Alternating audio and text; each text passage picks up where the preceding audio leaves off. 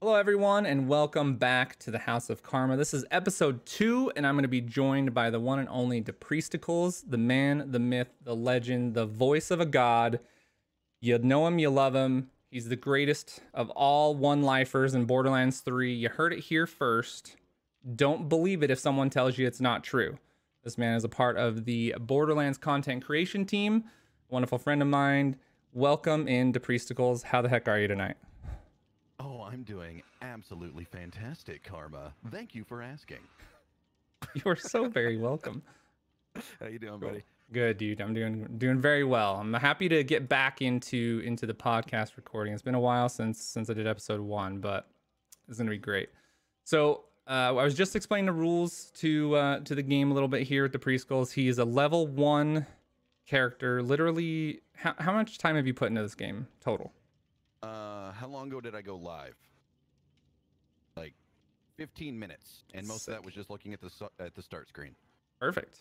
Okay. Yeah. Brand new. I love it. All right. So, well, those 250,000 blood points that you got, there's on the left side of your screen, you're going to see an icon that says Blood Web.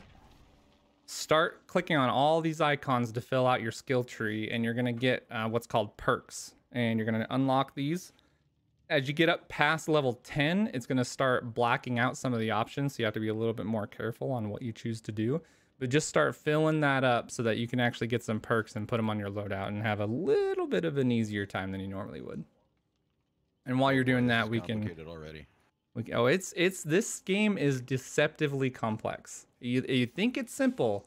Like, oh, this is a basic concept. Survivors have to survive and killers have to kill. Super easy, right? No. This game... there's way more to this game than it has any right to have. It's ridiculous. There are items, there are add-ons for the items, there's perks. You can use 4 different perks and combinations, and depending on how you do it, you could be a super sneaky woman, or you could be super bold and run away and get away from killers, or the killer could just completely dominate everything. If there's a mix of movie licensed killers, are you a fan of horror movies at all? I don't like horror anything. So this is a whole new venture for me. You don't like it, or you're scared of it? I pee a lot. Oh. Yeah. Okay. All right. Not a fan. Not a fan. I am a huge fan of it. September and October is my favorite time of year, and part of that is because I'm a big football fan, but mainly because the weather's getting cooler with fall and it's Halloween season. The haunted houses open up, Halloween rolls around, all the spooky stuff's out there, everybody's playing scary games. It's a great time for me. I freaking love it. So, Priest, the first question I want to ask you: why are you so darn easy to talk to? Do you even know the answer? No. So if I was to venture a guess, I'd probably say it's because I'm generally pretty easygoing. Okay. All right. So Priest and I were I had ended stream, and I saw that Depriesticles was hanging out in Blame Frost server, Discord server. They were playing some Final Fantasy, and I jumped in there and interrupted everything they were doing just to say hi. And that led to Priest and I talking about a whole bunch of different things until about 5:30 in the morning my time, which is like an hour and a half before I would normally wake up to start getting ready for work. It was mildly outrageous. By the time that I had ended, that we had gotten off the phone call, my wife, who had gone to bed several hours earlier, had then woken up again and started getting ready for work. And when she came into the bedroom, she saw me still at my computer and not gone to bed yet. She gave me the look. The look. If you know what I mean. Oh boy. It was scary. I cried a little bit. Does she like anything horror related? Well, she married me, so I'm assuming so. But other than that, no. I don't know how that would be possible when you're such a dream to look at all the time. Oh my. All right. Okay, so I sent you over a list of questions that I actually wanted to go over with you so that you could hopefully be somewhat prepared for the outrageousness. about that. The first one had you a little curious. I remember the first one. The other ones you sent me, I have zero recollection of. So we're going. I'm flying by the seat of my pants here. All right, cool. Well, before we get into the game, I want to go over this first one because it's pretty cool for me.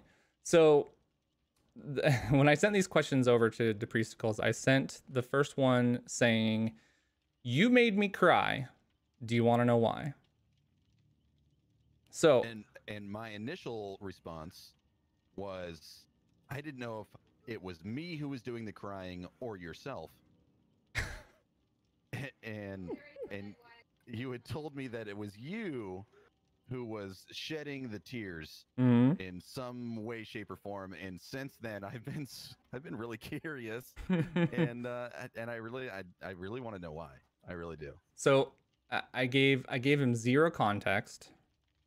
I gave him zero resources to go and find out why.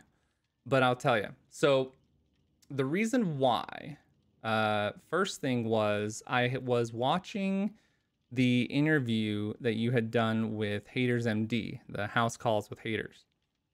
And I remember that. He had asked you, yeah, you were there the whole time. It's true. That's a thing about you. You were there the whole time. The entire time, yeah.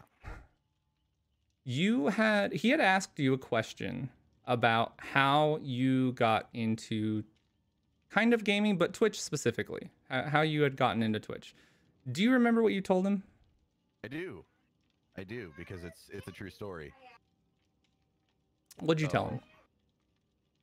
What I had, and I'll try and condense it a little bit, but long story short is I had my nephew over and we were playing Borderlands together for several days on end, and we got to a point to where we didn't want to play Borderlands anymore, but we still wanted to experience Borderlands, and so we decided to venture on Twitch for the very first time. And I had an account set up that I had for a while, but I had never spent any time on Twitch. And the first thing I did is I loaded up Twitch and I signed into my account, and I searched for Borderlands 2 specifically. And at the time you were at the top of the list, so I just clicked, and instantly I vibed with your channel and the way that you were interacting with your viewers and the way that you were interacting with your friends. They were very clear and obvious friends who were also streamers at the time, and it was a major inspiration for me to see that somewhere online. And what I ended up doing is I would look forward to your streams so much that I set a reminder on my phone for every time you would hit the live button, and I would be there. I'd try to be there first. It was my goal. It's like, I just want to be there first, just every couple of days or so. And that went on for several months before I took the inspiration that I was getting from your stream and decided I kind of want to try this also. I love the interactions. I see the friendships that are made, and it was just a kind of a crazy notion to me that didn't even exist in my mind a few months prior when I was just playing Borderlands. And it was you, BadKarma, my friend, who actually inspired me to start streaming. And that was, what, 2.5 years ago now. Yeah. So I had heard that, and it brought tears to my eyes. I kid you not, because it was the first time I had ever heard anyone say that about anything that I was doing. And it was really freaking cool. And then, not only that, but then this man who has recently been signed to the Borderlands Content Creator Team, working with 2K and Gearbox and other amazing content creators, was on an episode of Ultimate Vault Hunters talking about One Life builds, how they work, and some advice for them, and was asked a similar question by 55, who you responded the same way. And again, you had jerked the moisture from my eyeballs, and it got me really sentimental. And I just wanted to tell you that that was pretty freaking awesome. It's not only is it the first time I've really heard anyone say that. Like I've had some people say like, oh hey, I think you're giving me the motivation to try and stream and everything, but it was the first time I've ever actually heard someone do it and follow through with it, and not only do it, but do it so freaking well. and it was incredible because I've enjoyed watching your channel grow and watching your content and seeing how you interact with your viewers and how charismatic you are and how much you get everybody in your chat to care about what you're doing, and it's amazing. And to hear that I had any part at all in that was pretty awesome. So thank you. So thanks for making me cry. Appreciate it. You're pretty darn awesome. God, I mean, it's the truth. It's just I was just telling my story, my testimony, if you will. But Your testimony. I didn't realize that it would have that that much impact. I can relate. Mm-hmm. I can put myself in your shoes and see myself getting very sentimental and emotional if I was to hear a story similarly to this, except I was in your place. So you're welcome? Question mark. Yeah, it was very surprising because we talk and we see each other in chats and everything, and you hear something similar to that, but you don't actually hear the whole story and how much it actually like what that actually meant to you, and it was super powerful. So it was just awesome to hear that. So thanks for sharing that. It was pretty darn cool. All right, so are you ready to get started with your first Dead by Daylight game? No, let's go. Let's do it. All right, so bottom right, it's gonna have a ready up. You're gonna have to do this twice. So Dead by Daylight is super weird. You do it once in the first one to look for a lobby. Once we get a match, we will be in a lobby, and then you have to ready again in order for the game to actually start. So it'll look for 2 more survivors and a killer for us. Is there any chance that I am also going to end up being a killer or something at some point? No, there's not. We are Good. survivors I don't playing as survivors. I mean, as much fun as it is in Among Us to cut your body in half while passing each other in a hallway, I'm not entirely certain that I want to translate that into this game just yet. I'm not ready for that. That's a big step. All right. Well, maybe one day. At least when you're killer, you don't get as scared, because it's hard to scare yourself when you're trying to kill other people versus... You'd be surprised. You've never seen me play a horror game, I don't think. Yeah, this is not something I often do. I've heard this game isn't like super scary, but I mean, the only thing that I'm really missing at this point is just the wings. I feel like I'm a full-blown fairy when it comes to horror games, and I mean, I'm sure I can throw some glitter and stuff around and make it a little more authentic, but I really do not like horror whatsoever. Okay. I'm a big old scaredy cat. So I'll tell you this. The people that told you this game's not scary are lying to you. Okay, because, and maybe it doesn't scare them because they played it so much and they're desensitized to it. But as I was mentioning, there are audio cues for things. So one, you can hear the grass, you can hear people running around, you can hear the heartbeat of the killer as they get closer. Some killers don't have a very big terror radius, so as soon as you hear the heartbeat, boom, they're right on top of you. And it scares the pee out of you. And then there are other killers that have traps, and these traps will like pop out of the ground and stuff sometimes. And it's terrifying. My heart is racing already. Like I haven't even started playing this game yet, and I'm I'm so nervous. So you've seen have you seen the movies, the Halloween movies with the Michael Myers killer? No. No, oh man. All right, we found a match. Okay. Which one are you? Okay, so again. You're Nia. Nia Carlson is your character's name. Do I get to change that at all? Yeah, you could change it any time before we start a match. No, Nia's fantastic. Okay. That's what I would have picked. Neil Carlson. That's my street name. So on the left side, you're gonna see a loadout tab, and I should have told you this before we found a match, but this is where you can manage your inventory of stuff, your perks. Go into your perk setting and just quickly click whatever you have available on each slot. because you probably don't have a whole lot available yet. Yeah. I don't know what to do.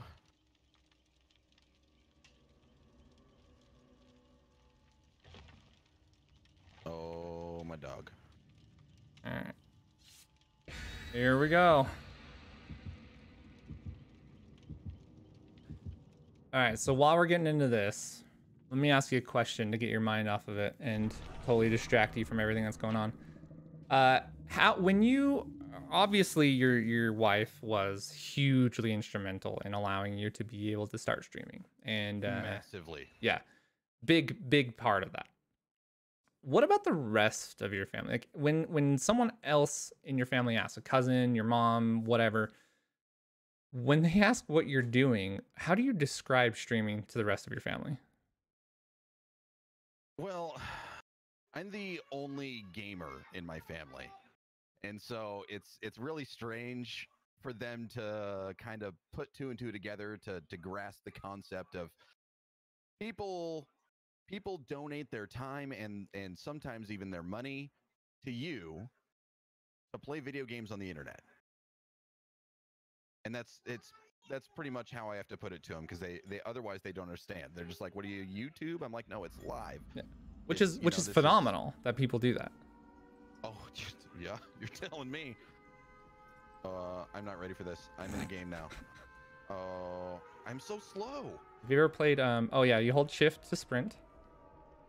Okay, I see. Okay, and then you can interact with things by hitting E or space. So when we get near these lockers, you can push the space bar to get in a locker.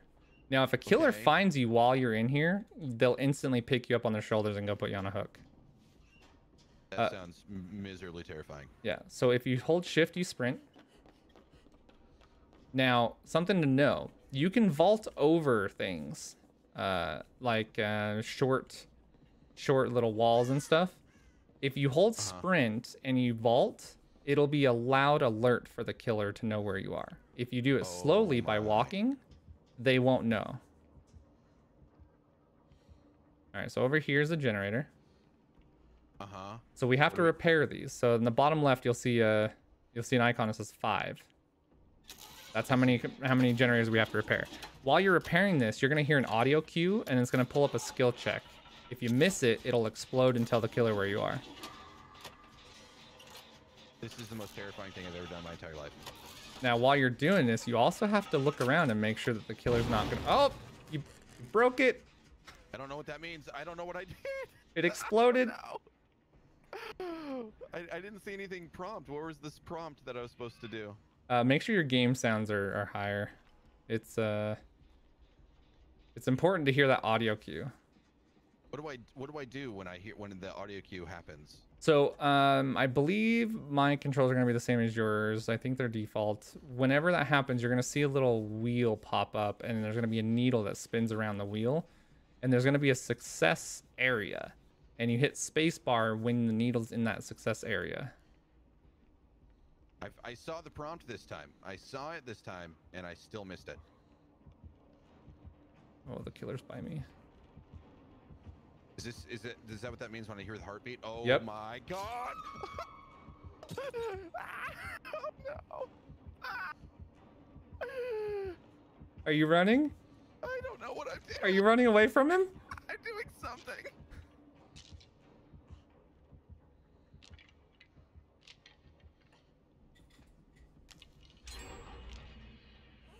Hey, someone finished the generator. Oh, it's finished. Oh my heart! I saw the dude's outline like on the other side of a wall.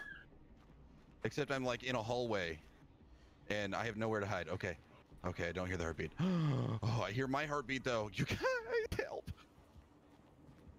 This is hilarious. This is too good. I'm so glad that you never played it. Why does it take so long to repair a generator? Just hit it with a hammer. Come on, Nia. That's not gonna repair anything.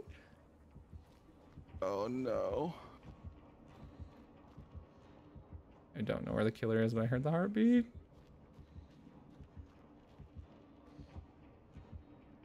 I like how everyone in this game is a mechanic though and can repair generators. That makes my heart happy. Well, you know, it's apparently a basic survival skill in this game. Apparently. Wow, it takes a really long time to repair this thing. Oh yeah. Does it save the progress of the restorations? It will, but the killer can come up and damage it, and then it'll do like damage over time until someone starts repairing it again. Run away! Scary. He's gonna get me. He's gonna get me. Wait, I don't hear it no more. I don't hear the heartbeat. He could have just chased me. It's like are the killers as fast? So what happens is the killer is the same speed, but the longer that they're chasing you and not getting to you, they'll build up stacks, and those stacks will help them get faster and end up getting you eventually. So you have to be really clever about where you're running around the map, and you'll see these little pallets that are around, and it'll bring up a spacebar prompts. So whenever you get near them and you pull down a pallet on top of them, you'll actually stun them. If you can time it right. Okay, so clobber the baddie in the head with a pallet. Is it all pallets, or is it like different throughout different maps? They all look the same, but they have like a little bit different color and texture than the rest of the map, so you can easily tell what's what. That's one right there, I see it. And it says pull down with space. Oh my. But you should know that those pallets can be broken by the killer, so they can't be used again. So only pull them down when the killer's about to get you. This is terrifying. I've only seen 100% terrifying. I've only seen glimpses of the killer. I don't even know who it is. Which one? There's more than one? Oh, there's a lot of different kinds of killers. I see his outline like on the other side of the map. How do I get that to prompt more? So that means the generator is completed, and you have a perk that says whenever a generator is completed, you can see the killer for a certain amount of time. Okay. This one's running. This must be a repaired one. You said there's 5 of them? Yeah. On the bottom left, you'll see in the icon, there's now 2 that need to be repaired for us to start escaping.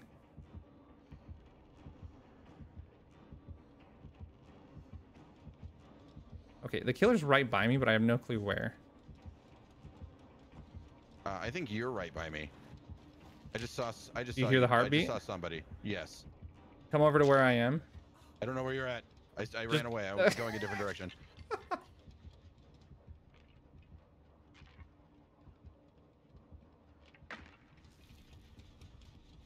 I think I just saw you.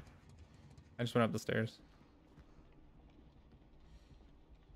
Because that's what you do in horror movies. You go into the worst parts of the building. This isn't you unless you're wearing a ink shirt. Nope. You're kind of cute if it's you. It's not I mean, me. you're kind of cute regardless.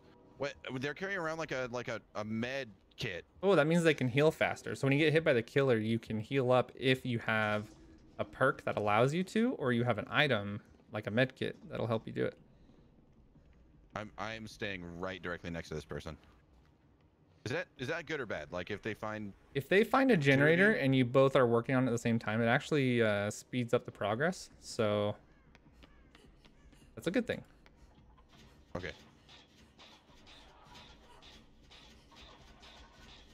I'm not seeing any generators. I keep finding the fixed ones. Oh, my homie. My friend. Oh my gosh, I just broke this thing. I did it too early. I'm by myself. I am all by myself right now.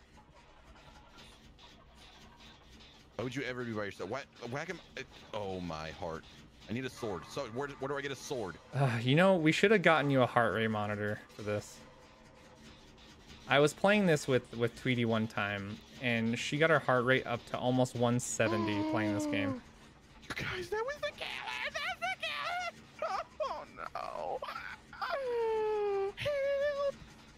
Is he after you? Is he chasing you? No, he was just kind of chilling. All right. He's just kind of chilling. So this killer must be new. I really hope so. Oh no! I'm pretty sure this is a new killer. Oh no, oh no, I see him. He's got blue glowy eyes, you guys. Oh. I don't know what that. Oh heck! He's Oh my. throwing crap Oh at no! me. Is that the clown? I don't know. Is that you? Are you? What is a happening lovely here? African American woman? Yeah, it is. It's the clown guy. What is happening? Hello? Oh my heart. Oh, 100% this guy's new. What? What? What do I do? What do I do? Are you dead? Nope, I'm not dead. I'm just trying to see what this guy's all about. I don't know, but the music makes this so much worse. I don't know where to go. I don't know what to do. You guys help. Somebody help me. Oh, he's chasing me. He's chasing me. I'm dead. I'm super dead. This is ridiculous. Don't die. You can't die. You're not allowed. It says I escaped. It says I escaped. I don't know. I did. What does that mean? It means you got out of his range of vision. He's no longer in pursuit. That doesn't mean he won't see you immediately, but. Oh, here's you. Hi. Yeah, yeah. Hello. Come to me. Come to me. Come to me. See how it. Yeah, heal me up, I priest. see this. See Heal me, this? priest. I'm a pro. You're a freaking. I'm an actual professional. Champion. All right. So the reason why I think this killer is brand new is because one, we only have one generator left, and I'm the only one that's taken a hit at all, and that was because I wanted to see what this guy's all about. What's the music? Why is this music? What's the music? That means he's getting closer and closer. I should have pooped before I started playing this game. Well, you can do it now if you'd like. It's gonna happen now. Wait, what? The Hello? killer just they just DC'd. They just quit. They're like, yeah, I'm done. This isn't for me. I'm not good at it. I win. You won. You won your first ever game. Yo, eat it, nerds.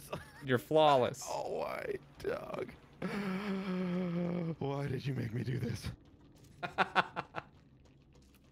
Okay, I got. All right, we'll give you some 10,000 more little triangles. All right, go use them. We'll give you a little bit of time to recover.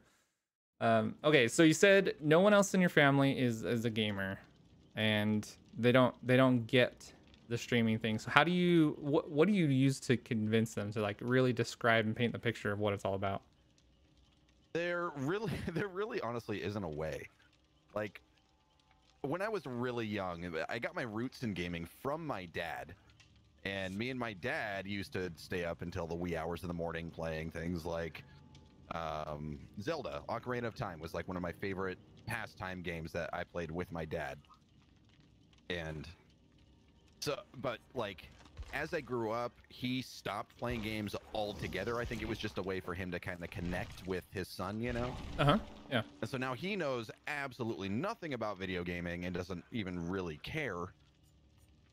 And I stream as a full-time job on the internet. And so trying to get him to understand, like, it boggles his mind. The look on his face is priceless whenever I say, like, oh yeah, you know, I'm able to stay at home because of the generosity of the viewers that come into my channel and watch me play games. And he's mind-bogglingly just his mind. So he is comes boggling, in. You can see. No, he never not once has he ever been into one of my streams, which is fine. Do you lecture him about that incessantly? Given some of my more adult-natured content, and him, you know, being a deacon at his church, those two things don't. Well, if you think about it, he's been an adult longer than you have, so. This is true. That's true. Yeah. I embrace the immature side of my adulthood, like butts and farts are funny. All right, well, that makes sense. I don't talk to my mom a whole lot, but she's supportive. My family is supportive. They just don't understand. You know what I mean? Oh, totally get it. So whenever I talk to a bunch of people, whether it's at work or family or whatever, and they're asking me what the crap I'm doing, what this Twitch thing is, right? First thing I'll tell them is it's like YouTube but live, and they kind of give me that weird look, and I was like, okay. I was like, do you ever watch YouTube? And of course, everyone's like, yeah, I've watched YouTube before. Like, do you ever see the comments down below? Do you ever make comments? And they're like, yeah, I see them. I don't ever put in there. Or sometimes like, well, maybe once in a while. I was like, okay, well, imagine that person making that video live and those people being able to comment all of those things live and get the interaction from that person. And it kind of starts to stick a little bit, but then I throw them for the, and then imagine you go into a coffee shop or a, you know, a low key club or something, and there is a singer that's up on stage and they're singing and they have a tip jar. That person is providing entertainment to the clientele, and then those people will go and put $1 in his jar or $5 or whatever, and then they leave because they are entertained by it, they enjoyed it, they tip that person. As I said, that's like what people do for streamers in Twitch, and then they get it. They're like, oh, okay, yeah, okay, I can get that. I can get behind that.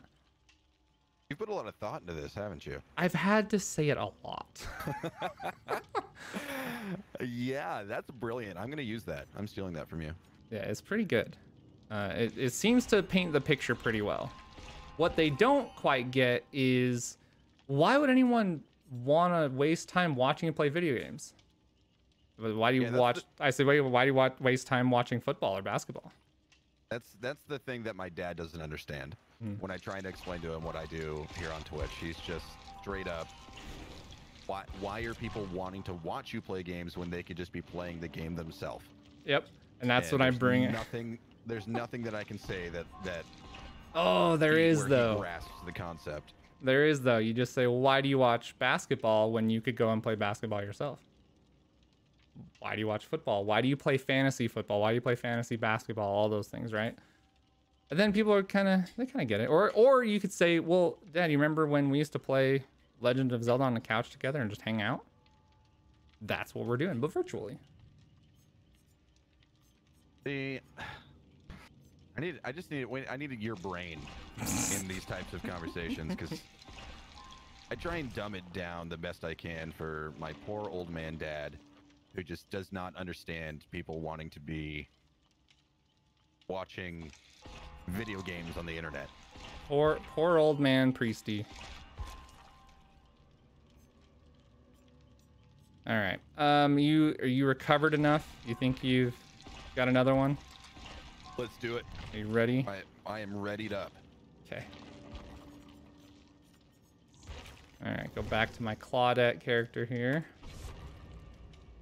All right, so classic games. You grew up playing The Legend of Zelda. You grew up playing on Super Nintendo and PlayStation. No, not PlayStation. No. I've never owned a PlayStation in my life. How did you play Final Fantasy VII? PC. Really? I started building PCs when I was 11 or so years old, so 20 years ago. And I've just continued building PCs mostly as a hobby, honestly. I just enjoyed reading about the new PC specs, and I enjoyed just building the computers and setting them up, and it was a hobby for me. I enjoyed it, so I helped friends build computers and everything else. I never did any PC gaming in the sense that we do now. After like Final Fantasy VII back in the early 2000s, late 90s, early 2000s, I stopped PC gaming and I went full console, and I had like a Nintendo 64 growing up, and then a Dreamcast, and I had the original Xbox, and then multiple Xbox 360s over the years, and Xbox One. And then it was during the era of Xbox One where I built my first actual gaming rig, and that was so I could start streaming. And that's when I switched over to PC gaming as opposed to console gaming. So when you're talking about console gaming, I know you'd mentioned that like the Donkey Kong Country was one of your favorites, but you're talking about the one that was on Nintendo 64, not the Super Nintendo. I played them all. I played Donkey Kongs on Super NES. Oh, okay. I played Donkey Kong on Super Nintendo. Many of them, many different Donkey Kongs. Which one was your favorite one? The original, just Donkey Kong on Super Nintendo. Okay, okay. So everyone that I know that's played that game has that one level. Whether it was one level they just loved to play, or they couldn't get past it, or it was really difficult, or whatever. I have two for different reasons One of mine is, and I can't remember the name of it. It's one of the snow levels. I think it might be like the second snow level or something. It focuses on the barrels a lot. I know that. But the one level that I remember more than any of them is the minecart madness, and it was because none of my friends could pass that level. None of them. That's immediately that's the one that comes to mind. Okay. When you say like horrifying levels in Donkey Kong on Super Nintendo, those there was there was a handful of them, the minecart levels where there was no going back. Yep. There was no controlling your own speed. It was just all timing of the platform jumping. And holy Hannah, I was terrible at it. Granted, I wasn't very good at anything at about 8, 9 years old, but that especially haunted me. So that's hilarious. The reason why I have such fond memories of it is because it was a difficult and fun level to play. I literally had friends that would call me on the phone. We didn't have cell phones way back in the day of Super Nintendo when it was new. So they would call me on the landline phone and they would say, "Come over. I need you to pass this level for me." And they could never do it. I don't know. To this day, I don't know if they've ever passed it. Have you ever passed it? Oh, 100%. Oh, yeah.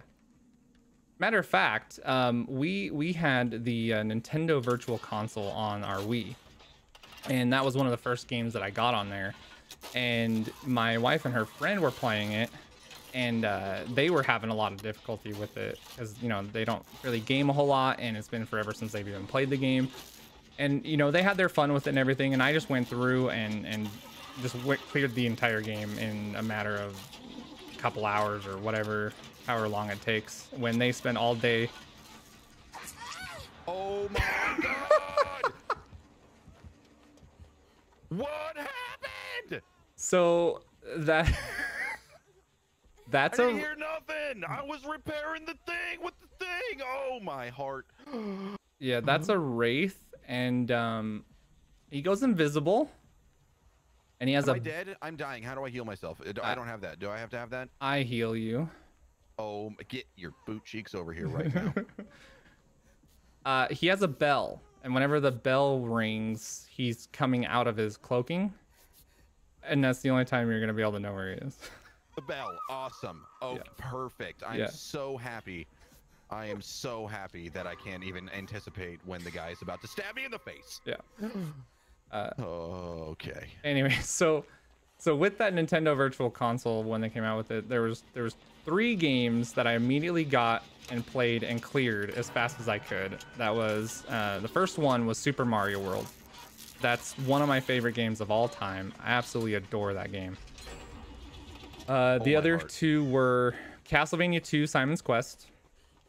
And I don't remember. I played.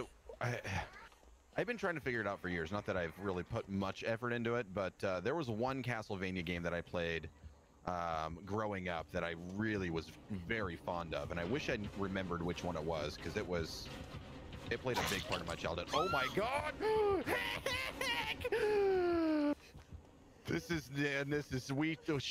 We should have played like Barbie Dreamhouse or something. This is outrageous.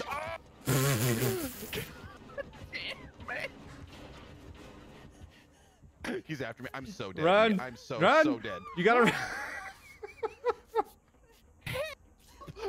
Help! Oh no. He's got you. How are you gonna get away? I don't friggin' know. All right, so really important thing to know. Don't struggle.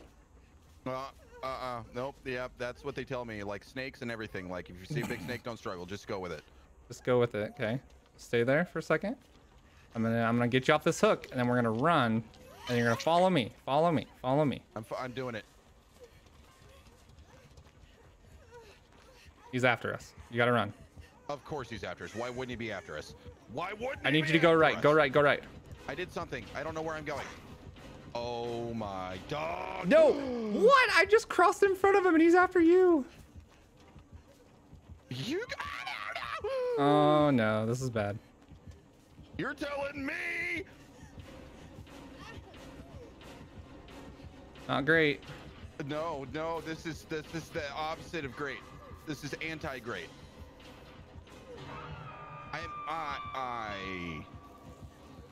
You know what? Actually, I'm comfortable. What? No, no, no, no, no, no. So when that happens, there's a key that you have to press. It's probably your space bar. Yes, that's what it said. It told me that. Yeah, you're gonna have to hit that, but you're gonna have to do it in like a pretty consistent pattern until someone gets you off the hook. That's called struggle phase. That's called the struggle phase. Yeah, yeah. Right, come here. This whole entire thing right now is a struggle phase for me. Oh, here, stand here, stand here. Wait, no, no, no, no. Oh, dang it. I got squished. I'm squished. No, he's gonna pick you up. Okay, stay there, stay there. Hold down your M1. You're gonna recover and you're gonna heal. This is the slowest. He's coming. He's coming to kill me. He's coming to kill me. He's coming to kill me. No, don't let him do it. Don't let him do it. Okay, 80. What? As fast as you can. Oh no, he's got you. You're dead. I'm dead? Like Sorry. all the dead? Yeah, you're all the dead. Why would anyone ever play this game? This is unbelievable. Amazing. All right, so now you can spectate. Why don't you get back into the lobby? I like this. I like the spectating part. Yeah. That's my favorite part so far. So it'll have an option on the bottom left to spectate the other players. Should I upgrade? I need to upgrade, huh? So I saw you like switching between different like characters. What's the difference? Do they have like different perks and such? They do, yeah, they do. So each character has 3 teachable perks that you get at higher levels. But you get the first one at like a base level. And each one has something special. Like my character has something called self-care, which means I can heal without an item. So I can heal myself without having to have a med kit, right? Everyone else, you have to have a med kit if you want to heal. Or someone else has to heal you. And every character has something unique like that. They have 3 unique skills that no other character can have unless you unlock the higher versions, which are the teachable perks. Oh, I should probably read. I have 3. I can put 3 perks on it. It looks like. You should be able to do 4 total, but you might only have 3 available. I haven't looked at any of these. I don't even know what to pick.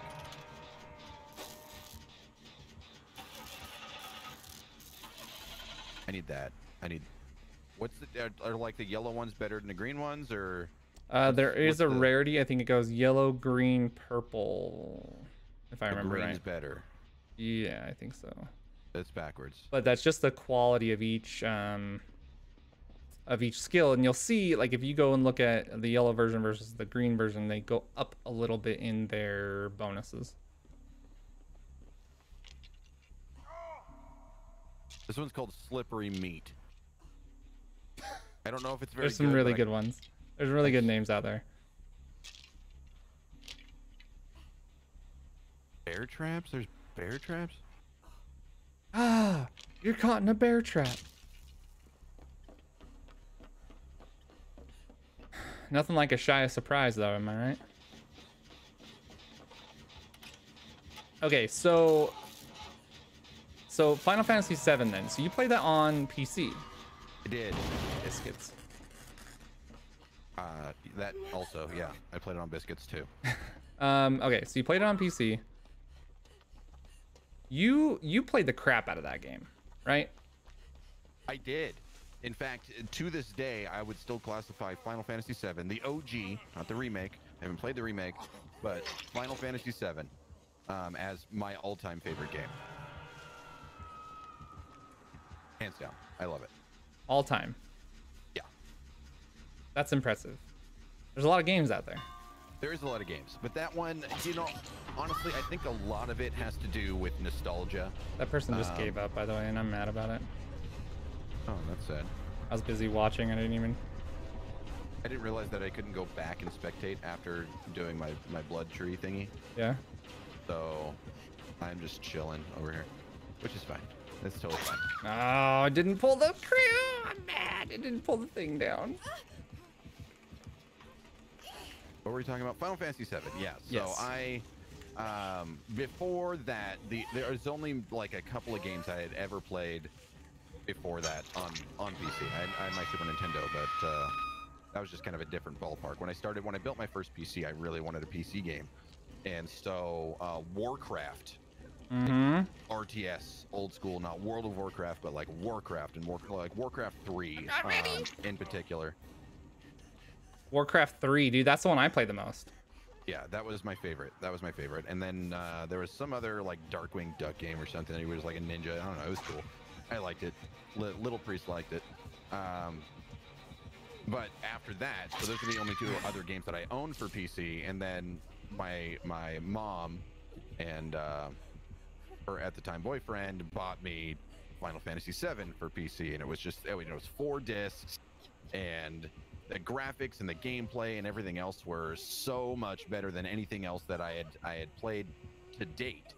And I started playing it not knowing what I was getting myself into, and I fell in love with it. I sunk hours and hours and hours, I don't even know how many, but many hours into that first playthrough. And then I set it down for a little while because I'd beaten it, for the first time, and then I realized, some years later that I loved it so much that I wanted to play it again. And so I played through it again, being a little bit older and having a little bit more deductive reasoning, so I could put better, things on, better materials, better weapons, and everything else. Spec my party a little bit better, and it went a lot better my second playthrough, and I loved it even more. And then after that, I did another playthrough where I 100%ed the game. I did everything there is to do in Final Fantasy VII, and since then, I think I've 100%ed the game 3 or 4 times. Are you serious? I love that game so much. I did it one time. I 100%ed it one time, and I said to myself, never again. Because that freaking mastering all of those, for one, finding all the materials, first of all, was not easy. Google is my best friend for stuff like that. It's really very good. Okay, so what year did you say you played that? You said 10 years ago?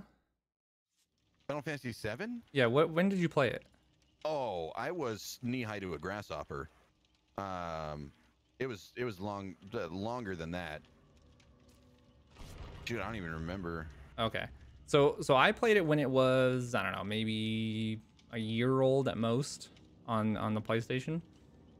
I didn't have a computer, so I didn't have access to Google stuff. So I would I'd jump at the chance to go to the grocery store with my mom or my grandma, and I would run to the magazine aisle where they had Game Informers, and I would look for the strategy guides of these games to try and find something I didn't already know. And so that's where I would, maybe I would find a materia that I missed or whatever. But then I started just painstakingly going through every nook and cranny of every map before I left the screen, because I didn't know which ones I'd be able to come back to or not. Right. This is sounding familiar. Oh, yeah. And there were scenes where if you didn't get that materia in that moment, you missed it forever. Yes. I'm very aware, very familiar with that. So that was pretty cool. Now, okay, so Final Fantasy specific questions I have for you. You 100% it is. So you did beat Ruby Weapon and Emerald Weapon. I did. Yeah, okay. How did you beat Ruby Weapon? Do you remember? Not a clue. Okay, I'm going to tell you how I did it, and it's hilarious. So I got I bred the gold chocobo. And I did that several times. I went and got Knights of the Round from the little volcano island thing. And then I had a materia called W Summon. So I would equip W Summon and Hades with Knights of the Round. But you had to cast Knights of the Round first and then Hades second. And what that would do is it would put Ruby Weapon to sleep. And you couldn't attack with any other character because you couldn't wake him up. And then your turn would come around again, and you would Knights of the Round, Hades. And I just did it over and over until I beat that stupid boss. I think those were some of the very, very last things that I had done in the game, and at that point, I had put so many hours in my playthrough that I was OP enough that I could. I mean, I remember it taking several tries, many tries, but eventually I would just fight my way through it and end up beating it. It was such a good game, dude. It was such a good game. Okay, so did you play Final Fantasy 8 or 9? I have played most Final Fantasies. I did play 8 and I did play 9, but I only played through them one time, and my memory is absolutely terrible, so I don't remember a whole lot. Okay. Did you play 10? No, I didn't play 10. Rather, I did try 10, but it was on a buddy's PlayStation, so I only got to play it for a couple hours. And that was my entire experience with Final Fantasy 10. And you haven't played it since? No, I have not. I own it now, though, on Steam. Okay, you do own it. I do. Okay, I was literally going to my store, and I was about to gift it to you if you didn't already have it. You have to play it. I have purchased the majority of the Final Fantasies that are available on Steam because that's just one of my favorite all-time franchises. Okay, so I don't want to play it up because I don't want you to go into it with these high expectations and then be let down. But what I will say is I have played almost every Final Fantasy that's been available. There's a couple that I missed early on in the old Nintendo days. I've played remastered versions, well, not remastered, but like ported versions of them on. I played Final Fantasy 1, 2, and 3 on my iPhone. Funny enough. I have Final Fantasy 7 on the App Store, so I play it on my iPad. Yeah. So it's pretty great. I enjoyed 7 so much, but I liked 10 more.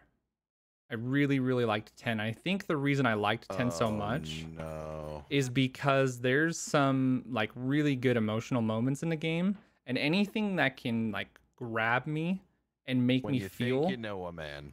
Oh, when you dude, think you it's know so a good. man. It's so good. And then, you know, back in the old, I don't know. It's just something about like older graphics where you can get invested in a story as much as you can like a book. But you don't, I don't know, without the like really good cutscenes and stuff, you don't get the whole experience, I feel like. And 10 was kind of like one of those, well, 8 actually. 8 was a really good game for me because that kind of hit, that was one of the first games I played where the cutscenes were really good. Does this homie have a gun? Excuse me? That's cheating. He's shooting at me. This is unfair. It's a harpoon gun. I disagree.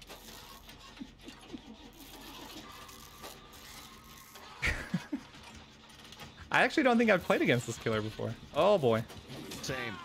Yeah, same. Yeah, same? Yeah. He's after us. Hey, are you with me? You can't be with me. This is no, I ran away. Guys, I'm friggin' out. I am friggin' out. Don't freak out. Come over here, buddy. What? Not you. Found him. He's after me. I need a brown paper bag. I'm hyperventilating. Oh, he actually got me? No way! Oh, I'm so mad. How do I save you? No, I'm good now. I just can't believe he hit me. Oh, he saw me. He saw me. Sorry. Oh, I'm leading him to the other homies that are fixing the thing. I'm so sorry. Don't do that. Oh my heart, you guys. What am I do? You gotta get away. You have to mend yourself after he hits you. So you see how your bar on the bottom left is orange and blinking? I don't even know what I see. I don't know what to do. You have to get away, and once you get away, you have to mend yourself so that you'll stop like bleeding out. Find a corner to sit in or something, and hold down M1. Oh my dog! He's strats. He's got strats. He missed. He missed. I'm dying. I'm dead. I'm super dead. I don't know what to do. I don't know where to go. Bob and weave. Bob and weave.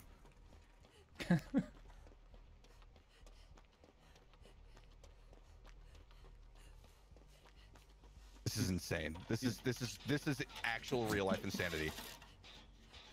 Are you doing okay? You No. you need a hug? I'm gonna need a cold shower and potentially some sleeping medication after this. Is he still chasing me? There's no way. He might be. He's absolutely, because I can't. There's no mending. I'm just bleeding out. I'm just dying. Just casually dying in a corner. That's okay with me. He's gonna get me. He's gonna get me. Run! I don't know Run! where to go. I don't know what to do. Run, priest! Help! I don't have a harpoon gun. Where do I get a harpoon gun? You gotta find it in a chest or something. Bro. Oh my gosh. He's after me now. I'm sweating. I'm real life sweating right now. Is he after you? Yeah. I can't mend myself yet. I don't know what to do.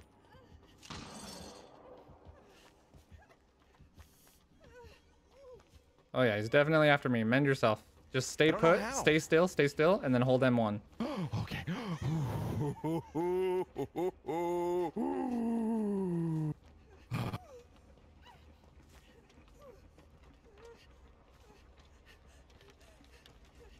Fully mended. Fully mended.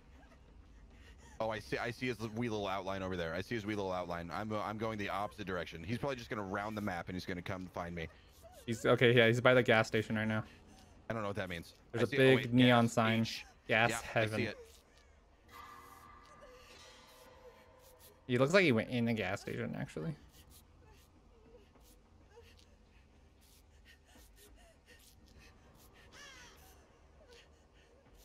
Wait, I don't remember. Does it save the repair progress? Yes, unless he damages it, and then it will slowly degrade over time. That's right. That's right. I remember you saying that. I just made the explodey thing happen. I don't know how to do the spacebar thing yet, so I'm running away.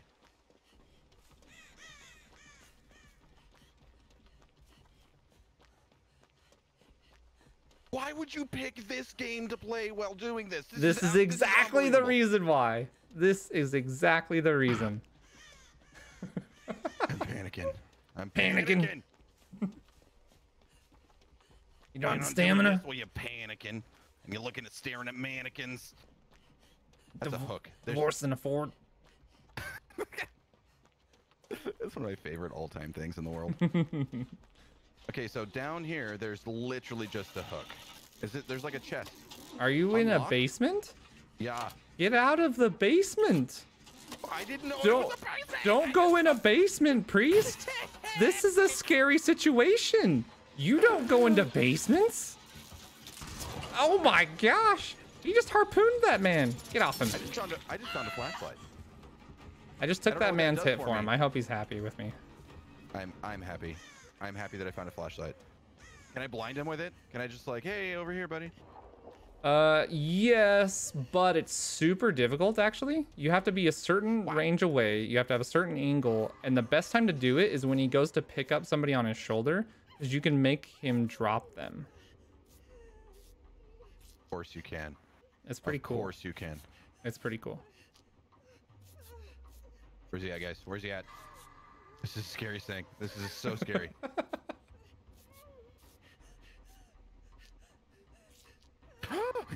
I wasn't paying attention. It exploded on me again. I don't know, but I'm a freaking hero. That guy better, like, I don't know how to do the spacebar thing. You hit it when it's in the the bar. So there's gonna be a bar on the circle. Like the speed of light. It's very quick, yes. Don't touch my generator, bro. Is that what the kids call it these days? Yeah.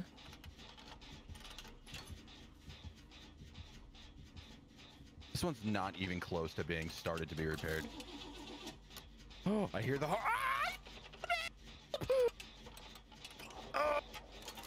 Oh, he got me. He got me. I'm dead. I'm dying. Can't help. You're not dead yet. You're just gonna be on a hook. It's fine. It's fine. All right, so this is a scary game, yeah? You're telling me. Do you believe me now that when I tell you that people lied to you? Yes. I very believe you. Okay. So I watched some clips of yours, Priest. And that's weird. Why would you do that? Some of your clips involve a game called Dead Space. Oh my dog. Are you ever gonna play this game ever again, or any of the franchise? Probably not. Probably not. So the Dead Space thing. I mean, I've never been a fan that sucks so bad. Of horror games ever. Never, not once in my whole life.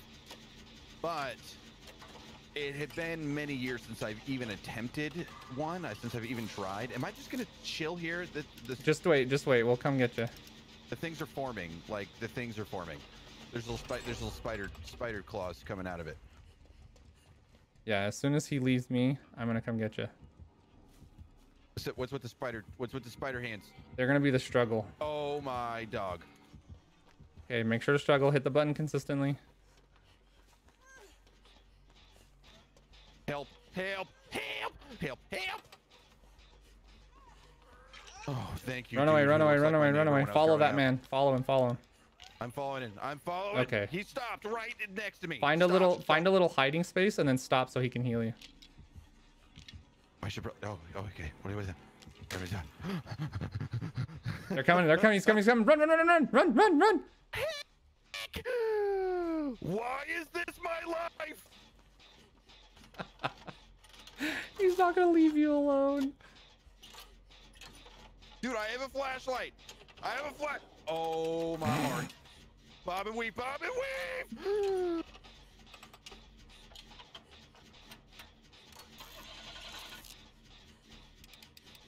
Oh no, I missed him.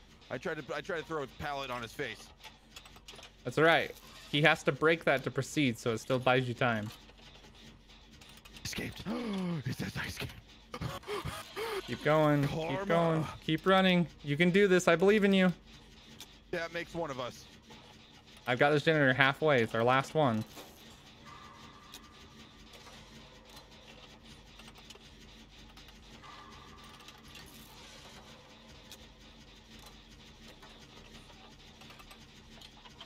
Wait, come back, come back, come back, come back, come back. Oh my god. Do this generator. Come back too. Do this generator. Help me. Oh, you're literally right here. Okay. Very good. Very good. And then as soon as this completes, I need you to just stand still. Oh Oh my goodness, Priest, we were almost done with it. Stand still. Stay there. Well, I thought we were done. Yeah, I'm healing you. I thought we were.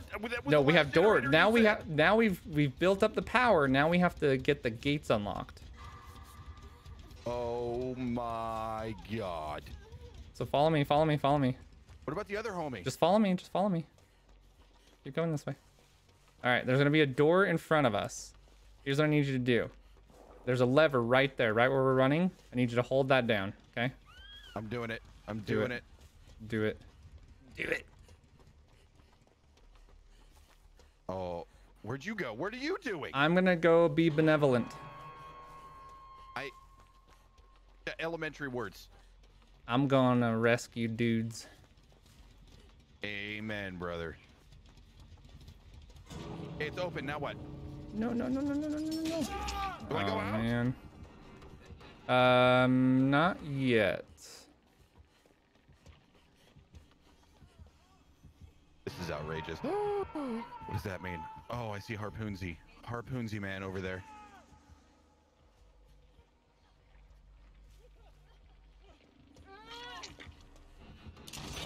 Do I flashlight him in the face? Okay, run, run, run, run, run, go. Run! Go out, go out, go out, escape. I don't remember where it is. Did you leave the door? No! Yeah, I don't remember. Come on, buddy, come on, follow me. It's around here somewhere. Follow me, follow me. I see it, I see it, I see it, I see it, I see it, I see it.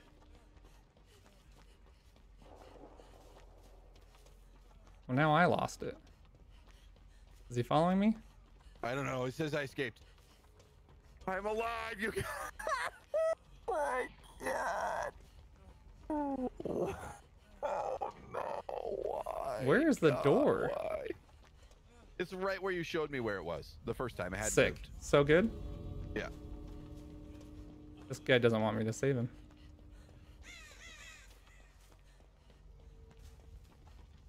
Why did I lose where it was? Oh, there it is. Okay, this freaking game, I just ran over the gas pump cable and it actually did the ring like it would in an actual gas station. That's phenomenal. Please tell me he's not there waiting. He is. Of course he is. Where else would he be? You just gotta bolt and hope you make it. Yeah. Well, it depends. So there are items that he can have where he will one-shot down you when the doors open. When it goes into that phase, it's called what's it called? No one escapes alive or something, or no one escapes dead. I can't remember what it's called. Anyway, if they hit you during that phase, it will down you immediately. That's dumb. That's It's really rough. dumb. It's rough. Dude, you survived. Priest, you survived. Hell yeah, I did. I'm so proud of you. I am a professional. This game is. I'm not gonna sleep for a week. You'll be fine. It'll be great. Okay, so so what was the reason you played Dead Space when you played it? Because someone bought it for me. So it was just one of those. It's like they gifted it to you, and you're like, okay, yeah, I'll try it out. Well, it wasn't even that I was, because I knew it was a horror game. I knew it going in. Like I watched the trailer. They're like, hey, have you heard of this game? It's on sale right now. And so I watched the thing, and I'm like, that looks like my worst nightmare made real. I don't want anything to do with that. And then like 4 seconds later, it was gifted to me, and then I felt obligated to play it, and I did. Mm-hmm. And then immediately on completion of the first Dead Space, that same person then gifted me Dead Space 2. That's amazing. And then I felt then obligated to play that one. And about midway through that one, I had just announced to the world in general, anyone who was listening, just God and everybody, I don't care if you gift me a game from this point forward. If I don't want to play it, I'm not playing it. So save your money. Nice. I would have been probably gifted at least 40 other horror games at this point, and I'm just not about that life. Probably.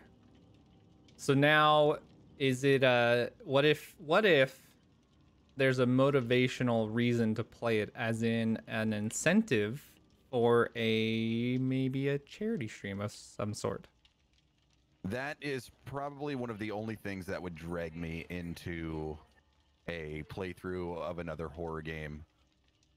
Okay. This game right here is too much for me. All right. I would like to challenge you to when the next time you do a charity stream, I want you to have an incentive to play a game called The Dark Occult. And it is it's gonna be a time. I will be there for every moment that you play that game. Yeah. It'll be great. All right. I don't know that I can fully commit. Oh, to that. it's so good. Yeah, It's one of the few games I've ever played that has actually made me jump multiple times. It actually made me frightened to play it. So based on the way you're saying that, I would then assume that you don't scare easy. No, Horror which games don't sucks bother because you as I much. love that feeling. Like I love horror love being in movies. your I love pants? haunted houses. I love just that ominous feeling you get when your chest gets tight. I love it. Why would you? Oh, I love it. I am not confident in my assessment that you are actual human. I don't. Nobody can like that. It's terrifying. Oh, it's great. My family, we are a horror family for sure. My wife will watch them with her friend all the time. My kids know who Freddy Krueger is and Jigsaw. I mean, they haven't seen those movies, but we've shown them things of them. They love it. We love My it. kids know who like Paw Patrol is, and I don't know if you've watched Paw Patrol, but it's pretty fantastic. You might want to check it out. It's great. It's a lot better than these horror You think so? types of things, in my opinion. Oh yeah, it's there. No, every day of the week, I would rather watch Paw Patrol than play this game. All right, fair enough. Fair enough. All right. Well, when you're not gaming, then what's Depriesticles up to when the games aren't on? More gaming. When the games aren't on, Pre. Sleeping. Okay. So when you're conscious, the games are on.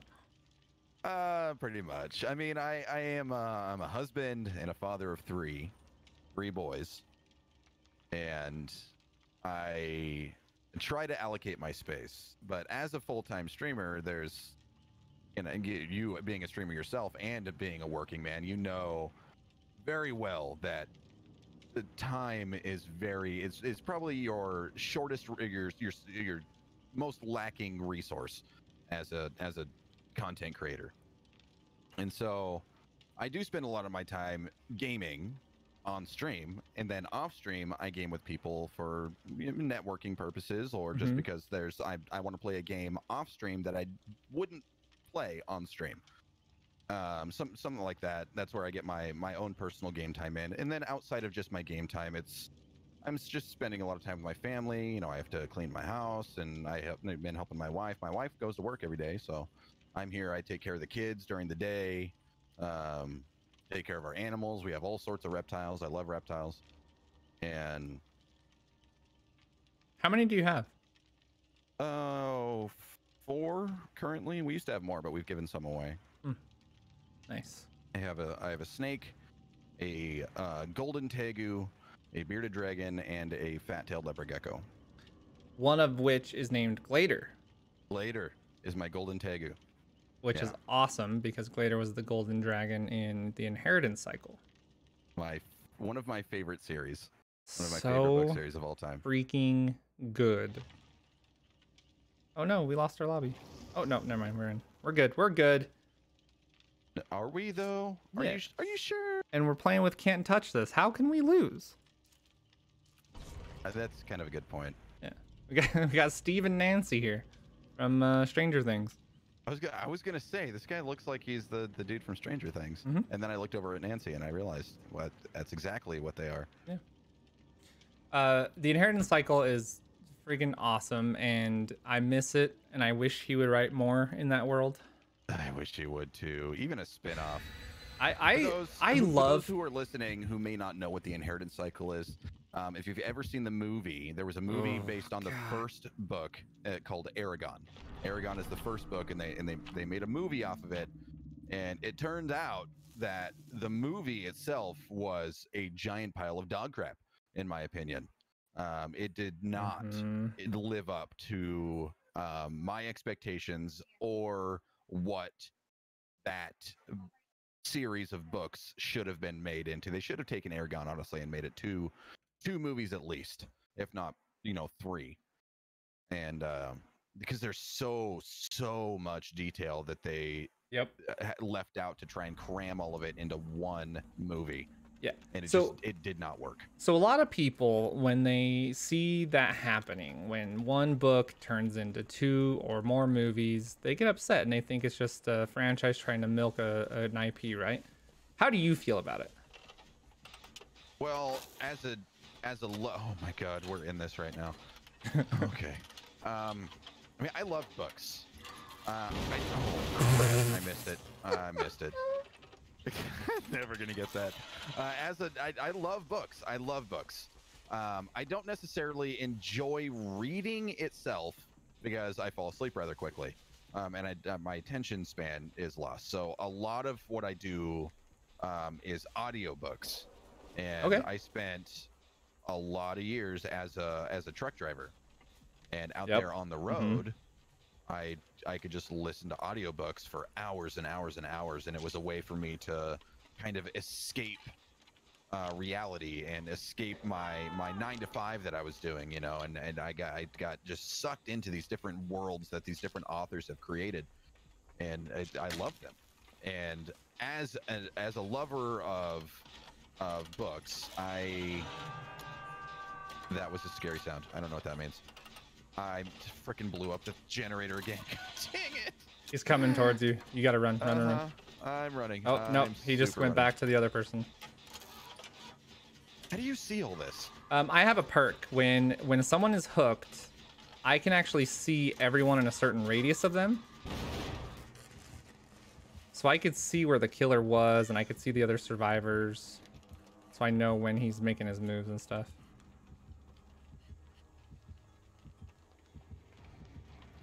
This is terrifying.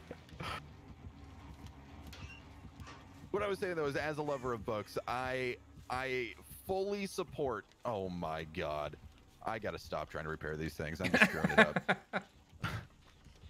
I fully support taking a book that has such a detailed and in-depth story to it and spanning that out over multiple films. I think that's. It's the only way, in my opinion, it's the only way to ever try and do the story justice. That's true. That's true. There's a couple of series that I feel like did a better job than most, and that would be Harry Potter and Lord of the Rings. Yes. Those are the only two where I felt that the stuff that was excluded from the books that they left out for the movies, those things in particular, those two series in particular, I felt like they still did the story justice. But outside of that, I've learned to just mostly try to avoid films that are based off of books that I really love. Why is this guy? This guy's like crouching at me, like the. He's probably wanting you to heal him. How? I don't know how. Just walk up to him and hold M1. Sorry, guy. I'm new. Sorry. I didn't mean it. I didn't mean it. It was the other guy. How do I crouch? Oh, I found how to crouch. So. Oh my gosh, he's chasing me. He's chasing me, Priest. I'm sorry. I'm sorry. Priest, help me. I don't know what to do. Come on, Priesty. Don't yell at me. You're not my real dad. I just screamed. Are you? What am I doing? Who made this game? That's what the crap. I healed the guy. I healed the guy and then I screamed because I healed him. I don't like, that's stupid. Why? Who in their right mind would do that? Did you miss a skill check? That's. Did you stab him in the kidneys? That's another possibility. I don't know. That I feel like I'm seriously lacking weaponry. So if I did, it was probably my fingernails. So I'm a big fan of when they do 2 or 3 movies from a book, and I think the long form of doing miniseries like Game of Thrones is the best way to go. If they can do a good quality, get a lot of budget, good writers for screenplays, that would be my preferred way for them to do things. So I have a sour taste in my mouth from that, honestly. I bet I know. In my experience, I have noticed that I'm in a generator. I've noticed that when they make miniseries off of a book, the series, if it picks up traction, often moves faster than the author. And oh my god, I screwed it up again. Well, in George R.R. Martin's case, that wasn't very difficult, because the man takes 19 years to write each book. I've actually never watched Game of Thrones. I have read all the books, but I've never watched a single episode. Really? Okay, so what we were talking about before is I don't know that I can fully be comfortable watching it because I like the books so much. Okay, so here's what I'll tell you. As a person who mostly feels the same way, like when I hear about a movie or a TV show that's coming out that the source material is a novel of some kind, I will not read it until I watch it. So I will watch the movie first, I'll watch the TV show first, and then if I'm into it, I'll go read the books. Or if I've heard the books are really good, I'll go read them. And I do that because I end up hating whatever it is, movie or TV show wise, because it's never as good as the books are. So I feel the very same way about that. Now, the one that was the big turnoff for me was one of my all-time. Oh my god, I screwed this up so what the heck was that? Oh, probably me blowing up a generator. It's one of my favorite pastimes. I do it a lot. One of my favorite book series is called The Sword of Truth. Love The Sword of Truth. And they made... Oh, The Legend of the Seeker. Yeah. Oh, I know what you mean. It was so terribly bad that I could not handle it. I couldn't handle it. And that one series ruined it for me for miniseries based on books. Yeah. The same thing happened to the Shannara series. So they did a TV show called The Elfstones of Shannara, or Shannara Chronicles, based on the Elfstones of Shannara book, and same kind of thing happened. It was not a great adaptation. Now, it was better than Legend of the Seeker, because that was so what? awful. He found me. I didn't even see him. Help! Where are you? I don't know. I don't know. I'm jumping through a window and running into cornfields. Run into those cornfields, Priest. Escape. Oh, he's on me. I can't. My emotions are. They don't know how to deal with this right now. Heck! What is his head? That's Pyramid Head from Silent Hill. What is a Silent Hill? It's a video game. Peaceful. Tis a video game. God, you can't.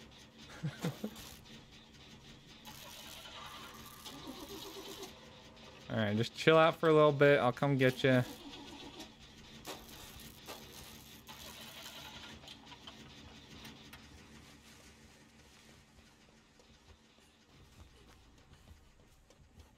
This is miserable. This is absolutely terrifying. You're just on a hook. You're just chilling. You're just, resting. I mean, resting peacefully. Am I though? Yeah. Am I though? Yeah. Can we go? Oh, you're healing me right here next to the hook. That's the best spot. That's not me. That's Nancy. Nancy's doing a good job. Tell her she's doing a great job. She's kind of cute. Yeah. I'm being honest. All right. So do you What? What just happened? You got Does this guy have traps? Something must be a trap or something. Razor wire stuck to my face? You do. Oh my god! What is happening? Becky! Get out of that. What is happening? I'm dying! Run away! What are you doing? Is he chasing you still? I don't know. It says I escaped, but I have razor wire. Oh, okay. I did not escape. It lied. The game lied to me. Oh my gosh! He just straight. What just happened?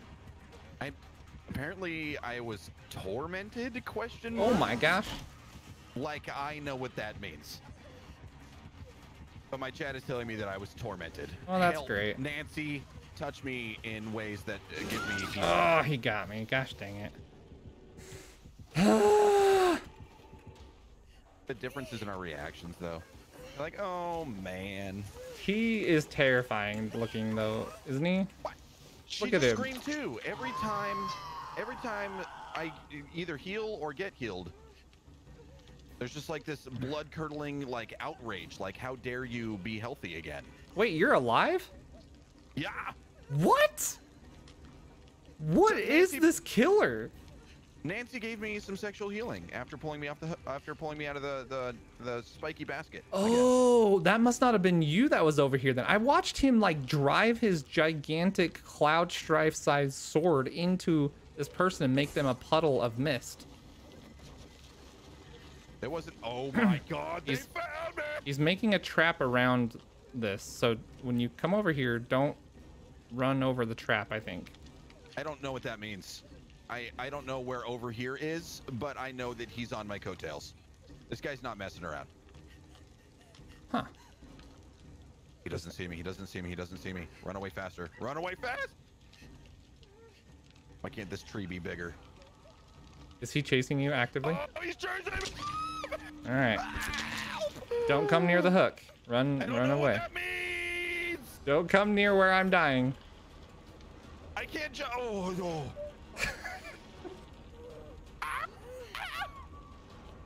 No, I'm dead this time, I think.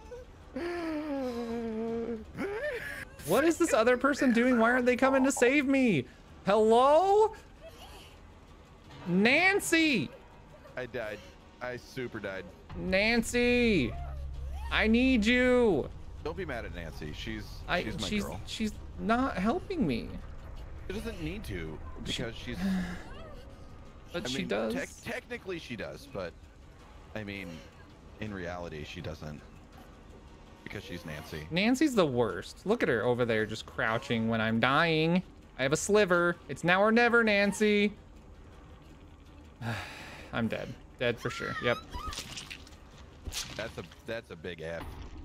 Right Nancy's there. the worst. One hook on there long enough to die the whole way.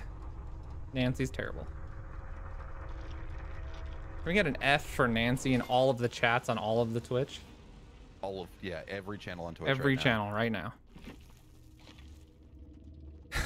It's the retro pants. If she had some updated pants, I think she'd probably be a little bit more limber. You think so? I think so, yeah. So, Priest, that's you're a car guy. I am. You've talked about how much you love your WRX that you've messed around with, you've modded. Do you do much with that nowadays? No, I haven't for a very long time.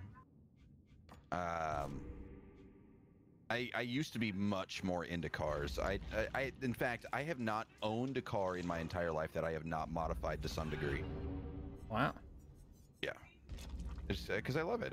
It's a hobby. It's a passion for me. But these days, it really is just low on the list of priorities. So I have a 2015 WRX. And not an STI. I opted for the better gas mileage, and I was also super curious for those people who may be listening who are familiar.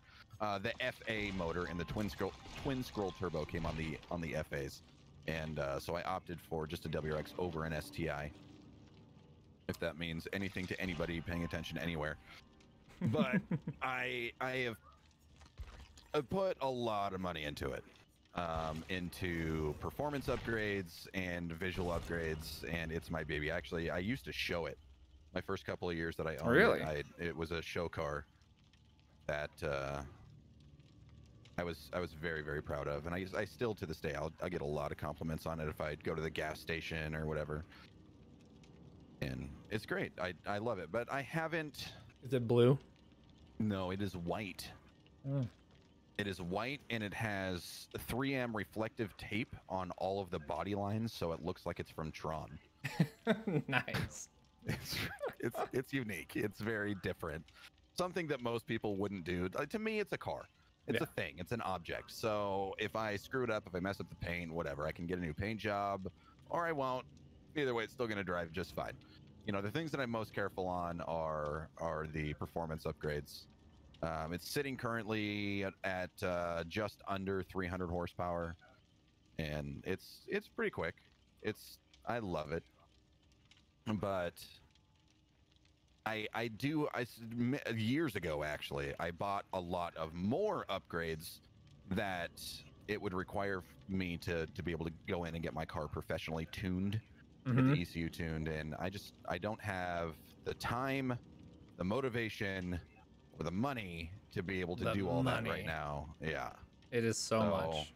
I have a lot of parts sitting in my closet, taking up a lot of space that would be fantastic for performance, but It is what it is. Eventually, Yeah. one day, I'll get around to putting those on there. I already own them, so the hard part's out of the way. I gotta slap them on there and rent a trailer of some kind. So you just do it all Find a yourself? buddy with one. Yeah, I do all the work myself. Nice. I don't pay anyone to install my parts. I do all of that. Nice. That's pretty cool. Not a lot of people have the knowledge to be able to do stuff like that. I don't either, but I What? do it anyway. Just like, I'm gonna watch this YouTube video. Exactly. I'm gonna put this thing together. I take the instruction manual. I mean, the more I do it, the more I know, you know? And so, I mean, just like anything, like if you know, on my old Honda, one of the first things I ever had to do to it was replace the radiator. I had never replaced a radiator, and I was just like, screw it. Like, that's important. That is all of the cooling for my entire vehicle, and I need to make sure the radiator's installed properly. So I'm just gonna hire somebody to install it. Not a big deal, whatever. I'll get over it. I just gotta save up the money. And then I just watched a YouTube video on it, and I realized that it's outrageously easy, unbelievably easy to do. And so That's pretty cool. Whenever I wanted to do something to my car, it needed fixed, and from that point forward, I just watched a video or kind of read about it a little bit at first, and my skills as a mechanic started to grow. The more stuff I did, and then I just eventually got to a point to where I have the base knowledge now for either repairing or modifying cars that I might need to ask somebody for help for a second set of hands at this point, but generally I can just tackle it and get it done myself. I've never broken one of my cars. That's good. I've done entire motor swaps. Ooh, really? Yeah, I had a 91 Civic that I put a dual cam Acura motor in several years ago. And I researched on it, bought the different motor mounts, nailed out my firewall, figured out how to do the wiring to switch from OBD0 to OBD1. Oh my. Yeah, and me and my buddies just nailed it out in a weekend. That's freaking cool. Drove my car to work on the following Monday. I'm sure that was pretty helpful in like the truck driving gig as well. Yeah, actually, they after driving for a couple of years, they actually hired me on as a full-time mechanic. Nice. For a little while, so I was the only mechanic for the company I was working for quite a while.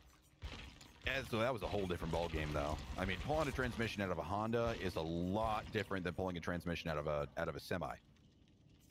I mean, I can imagine like an afternoon versus two 17-hour days back to back. Oh my gosh. And then my third day where I actually finally hauled it out from under there and put it in the bed of a truck was about another 7 hours worth of work.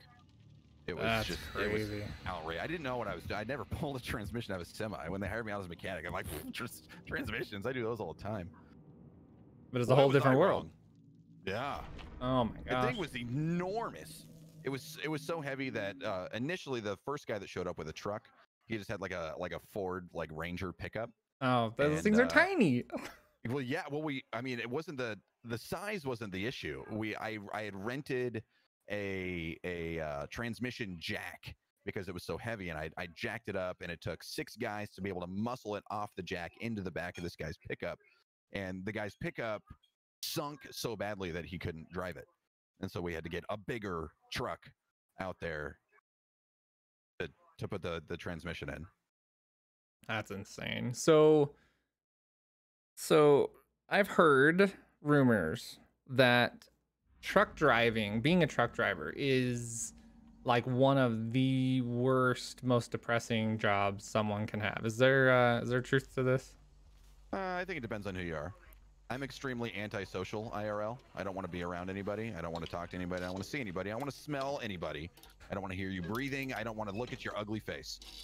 So for me, it's fantastic because I don't have to see or interact with anybody. I just, oh my God, he found me right out the gate. I'm dead. I don't even know die. what I can and can't vault over. Is that a taser? Does this dude have a taser? I'm running in circles. Oh, is it the doctor? Oh no. I have no idea. I'm not stopping to look behind me. If it's the doctor, he's the worst. He's one of the worst. Priest, no!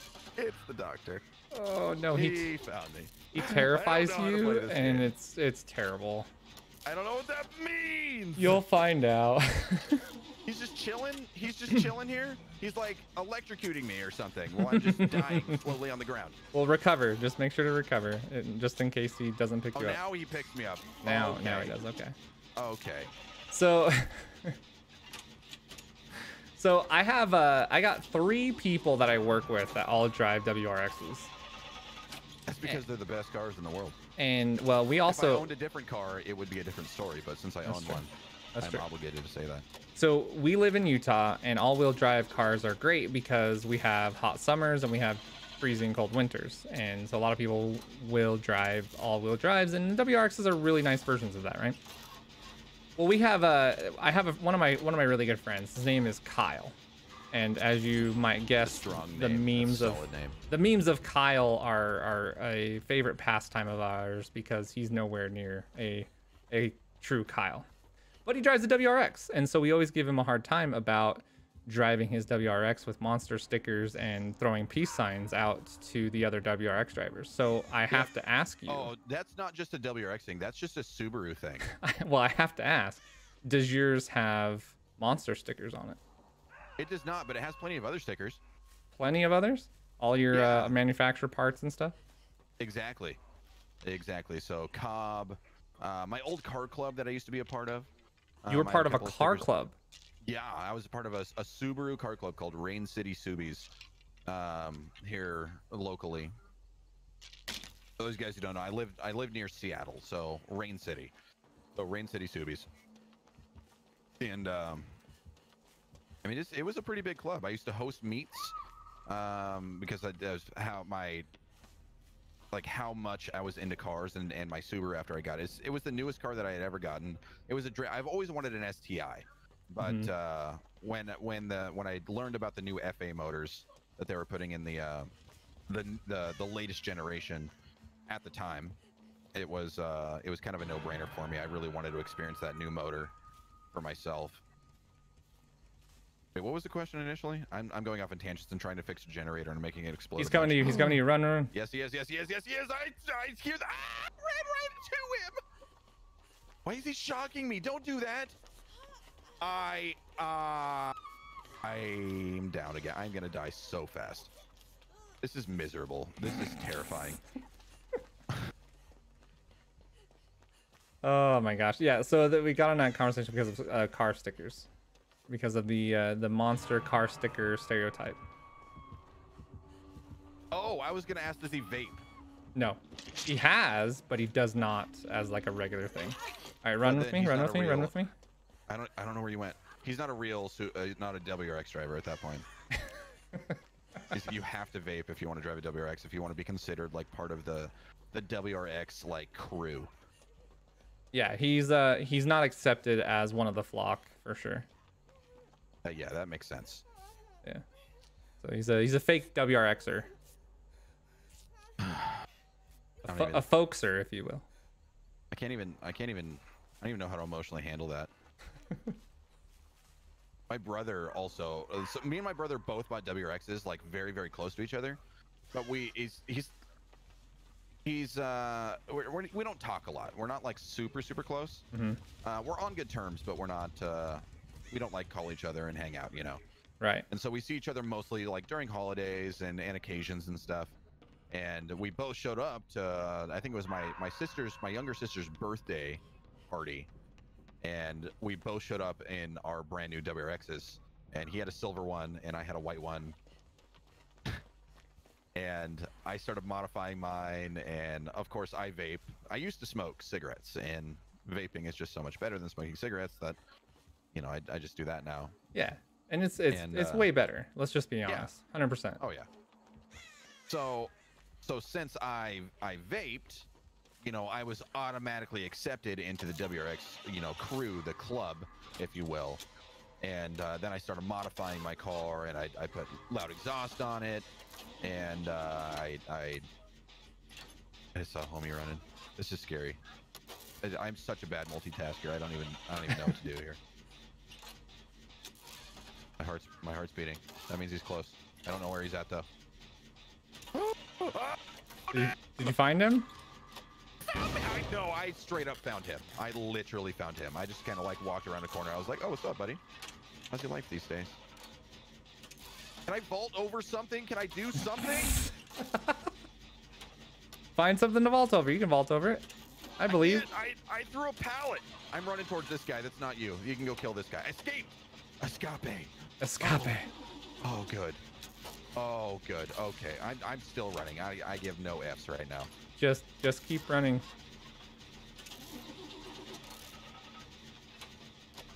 I am literally not contributing anything other than just being a distraction.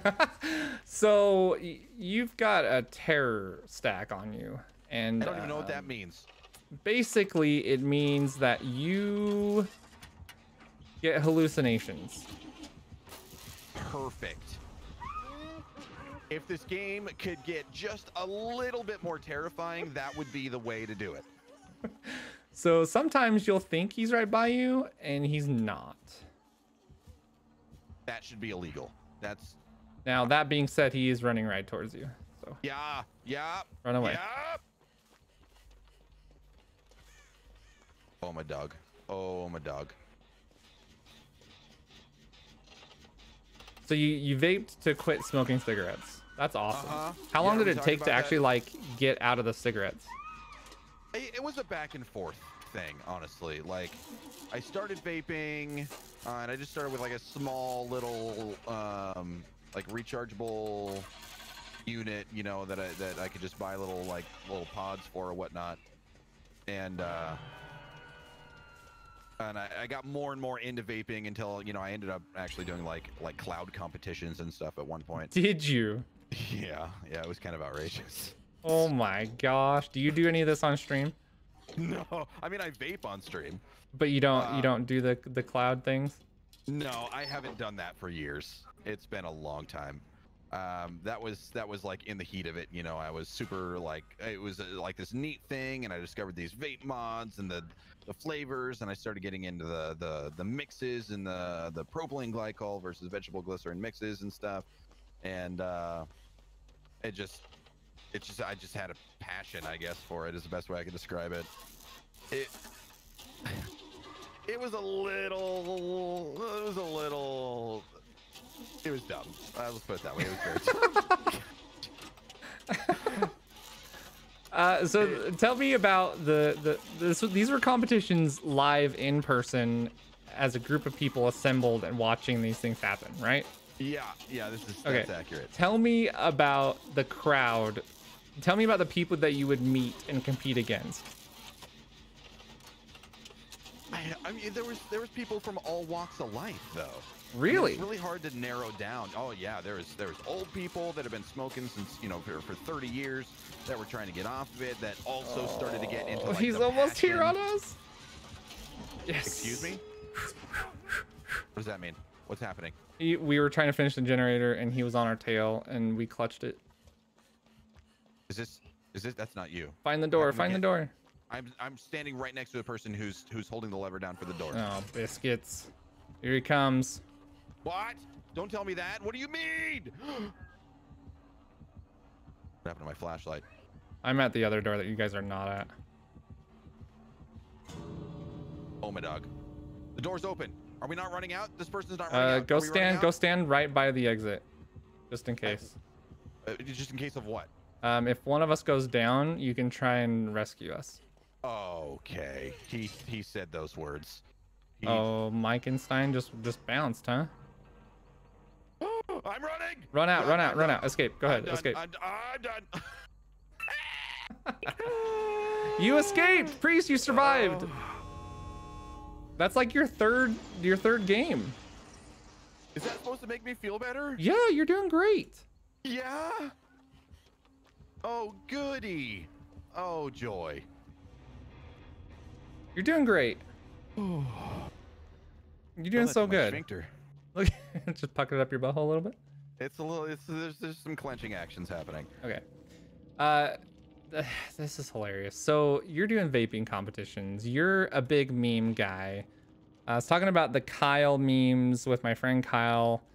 Memes are a big part of you and your community. You have a blast with them. You love them, and These it's are infectious. true words. Yeah, it's infectious. So with that, there's a lot of topics that come up in memes that sometimes people stray away from or don't want to talk about, or they don't want to get into memes kind of stuff because of these things. What's the most difficult conversation you've actually had while streaming? Oh my dog, that's a rough one. You know, if I would have actually taken the time to read the questions before you asked me, I might have had something prepared for that. But I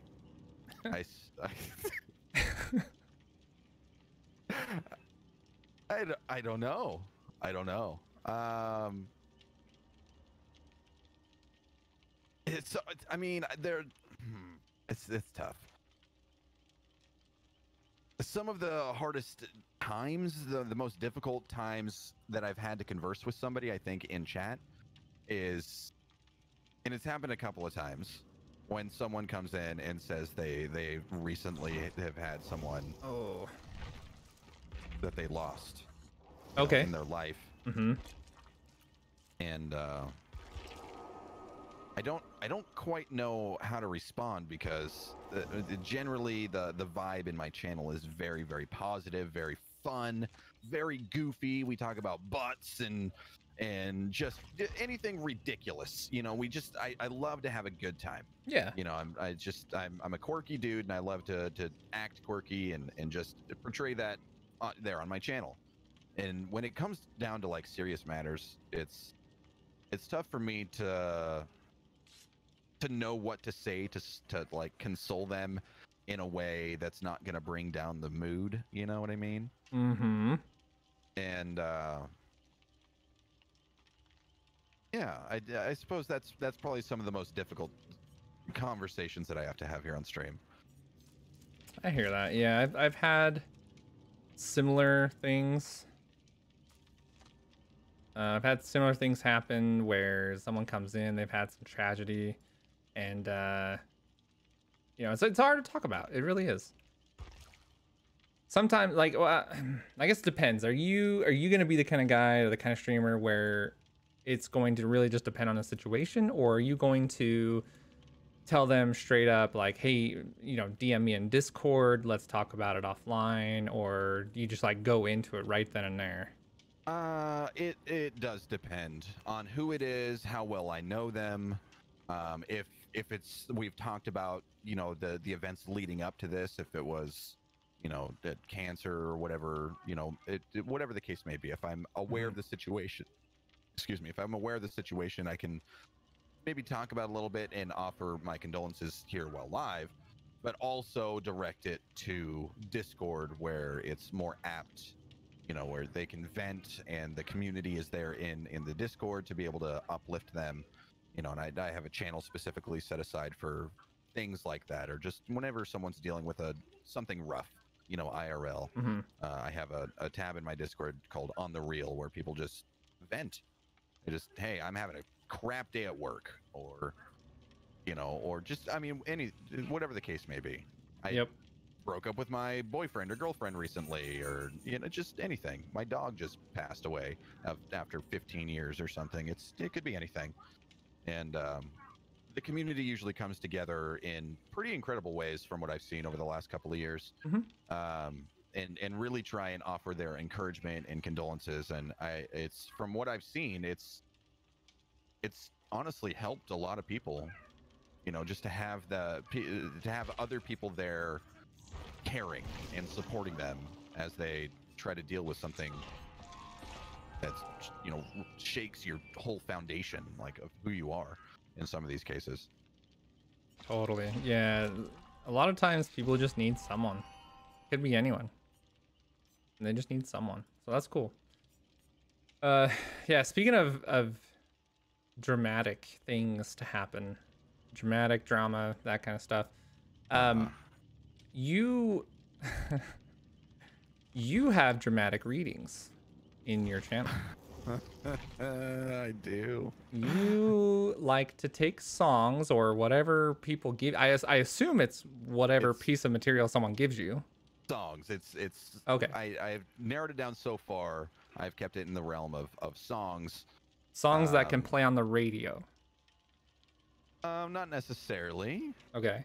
There's been some. I mean, you may be familiar with one artist that I've done a dramatic reading of, who's not on the radio yet, Mm. but you're familiar Yeah. with the channel anyway. Oh yeah, So that's not safe for work. nope. No. No, that one particular song would very much not be safe for work. Okay, so tell me how did that even come about? What caused this to become a thing? It was actually inspired by somebody else, a friend of mine, Commander Keen, you know, Commander Keen, who I experienced a dramatic reading for the very first time in his channel. I don't know where he got it from. It was something of his own invention, or if he found it somewhere else or whatnot. But he had it as a redemption, and I loved it when he did. I think he did like I'm a Little Teapot or something, you know, and he puts on, you know, what I do is I'll look up copyright free, either dramatic or inspirational style music, and something that I can play on stream without getting in trouble for it. And I'll play that in the background and read the song lyrics dramatically and try and play off the rhythm and the mood of the song, you know, that we've picked. And he the first time that I saw him do that, it was outrageous. It was hilarious. It was a lot of fun. People got into it, and I asked him if I could use that as a redemption on my stream also, and he was just like, yeah, go for it.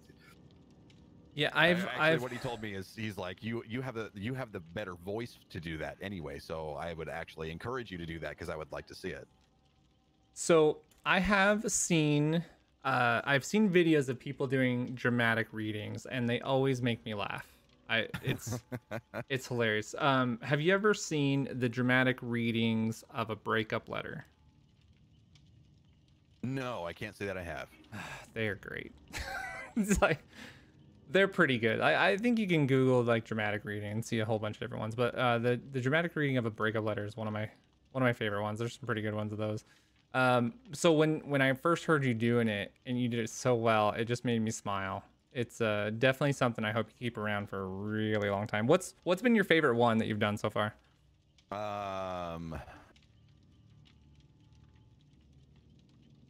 Golly, I don't know. Someone had me do a dramatic reading of the Never-Ending Story theme song. Yes. At one point. That one is so good. That one was a blast to do, and it was hilarious. I was even laughing. A lot of times I'll keep my composure. I can generally hold my composure while I'm trying to do it and just play off of the music. But that one was so funny that I couldn't hold it together anymore. And towards the end of it, I started to crack, and that was a lot of fun. And Mainframe was that was a good one. Was also a ton of fun. Yeah, that one's a really good one. Can I make a request? Can you work something out to do a dramatic reading of a duet and have a guest duet it with you? Perhaps, I don't know, maybe just off the top of my head, maybe a Tweety expert, possibly? If I could get a Tweety... If I could get Tweety Expert to co-op a dramatic reading with me, I would 100% do that. Okay. One of the funniest things, and I actually have some recordings of this, and then maybe I'll unveil them at some point. I was playing Final Fantasy 14 one day, and I was streaming it in Discord, and Tweety was in there with me, and I was reading the dialogue from, you know, the story quests. And I was like, you know what, Tweety, just read this for me, okay? She starts reading it out loud in one of her voice-changing voices, and it was hilarious. You know how Final Fantasy has all the other weird words? Yeah. Well, she's tongue-twisted anyway, so you can't even understand half of what she was saying. She's breaking up into laughter halfway through each one. It's pretty good, and I have a few of them recorded that I may have to do something with. But I think that would be a fantastic piece of content right there if you could work that out. That sounds fun. That sounds like a lot of fun. I'm so down for that. Speaking of Tweety though, you play co-op One Life playthroughs with her and Tasachka. I do, yeah, on Wednesdays. On Wednesdays, and a few Wednesdays ago, Tweety yelled at you and Tess to not fall down. I don't know what you're talking about. And you fell. How bad did it feel? I still feel so guilty. So you guys, all three of you have to start over at that point, right? Yeah, so it's a co-op One Life, so none of us can die. If any one of us dies to literally anything, we all delete our characters and start new ones and start fresh again. And I was just doing my best. There wasn't even any enemies around. We were just running to the next part of the map where our objective was, and Tweety, I heard her vaguely in the back of my mind. There was some I remember it in some ways where there was a Tweety voice, I feel like, somewhere that said, don't fall off the cliff. And my very first thing that I did at that point was look at chat, and there was not a super lengthy message, but there was a message there that, I mean, it was larger than your normal message, you know. It wasn't just like a, hey, how are you? And I don't remember what the message said, but I remember looking over and reading chat and just holding W on my keyboard. And the next time that I looked at my monitor, I was respawning at a new U station. So what it looked like from the outside, the observer, is you were in the back of the line. There was Tweety was first, and then Tess, and then you. And she came to the cliff, and she said her warning of, here's the cliff, don't fall in. You know, here's a hole, don't fall. And Tess was like, oh, okay, yeah. And then she moved. And it looked like you literally steered straight towards that cliff and then deliberately looked away and just ran off. So, and then your face when it happened is one of the best clip-worthy moments. It was so good. Oh, no. That's a very tall. That guy has. Oh my God! What are these enemies? That's a nurse. That is not a nurse. Yeah, it's a nurse. I refuse to believe that's a nurse.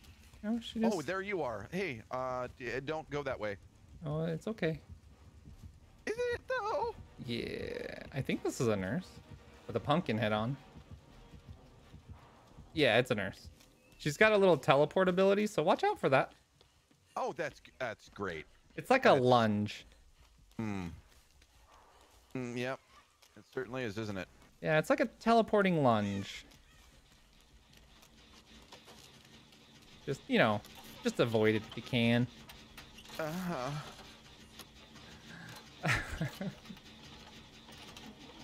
Priesty, what's something that people seem to misunderstand about you? Do you ever just like rub someone the wrong way and you don't really know why, and then you find out and it's kind of weird or shocking, or happen to you often? Anything that people just seem to weirdly misunderstand about you? I legitimately have no idea. I just go with the flow. I just do priest things, and if people like me, then they like me. If they don't, they don't. They move on, and I just move on also. I don't often hear like the reasons why people opt to not stick around, or people, maybe don't like one particular thing. I mean, so I will say this. I'm pretty lewd. I'm generally a pretty lewd dude. I talk a lot about very, very lewd things, primarily butts. in my channel, but that's just the beginning of it, if I'm being completely honest. And there has been more than one occasion. I feel like this is probably the most common occurrence, is where someone would come in and they would be listening to the conversations that me and my chat like to have, and they'll pipe up and just be like, "Wow, that wasn't you, was it? This person just missed 3 skill tricks in a row." No, that is something I would do, but that one particular time it wasn't me. I'm so mad about it.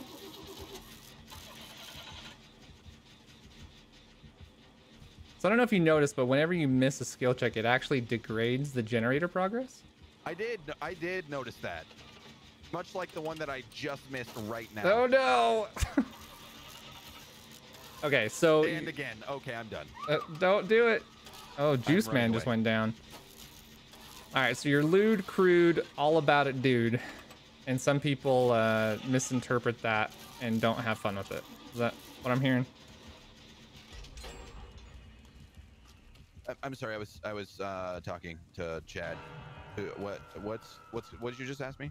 So you're saying that you can be lewd, you like to have fun with those kinds of things, and sometimes people will come in and that's their first impression. Well, I feel like it's some people have come in and experienced my channel for the very first time at the very wrong time.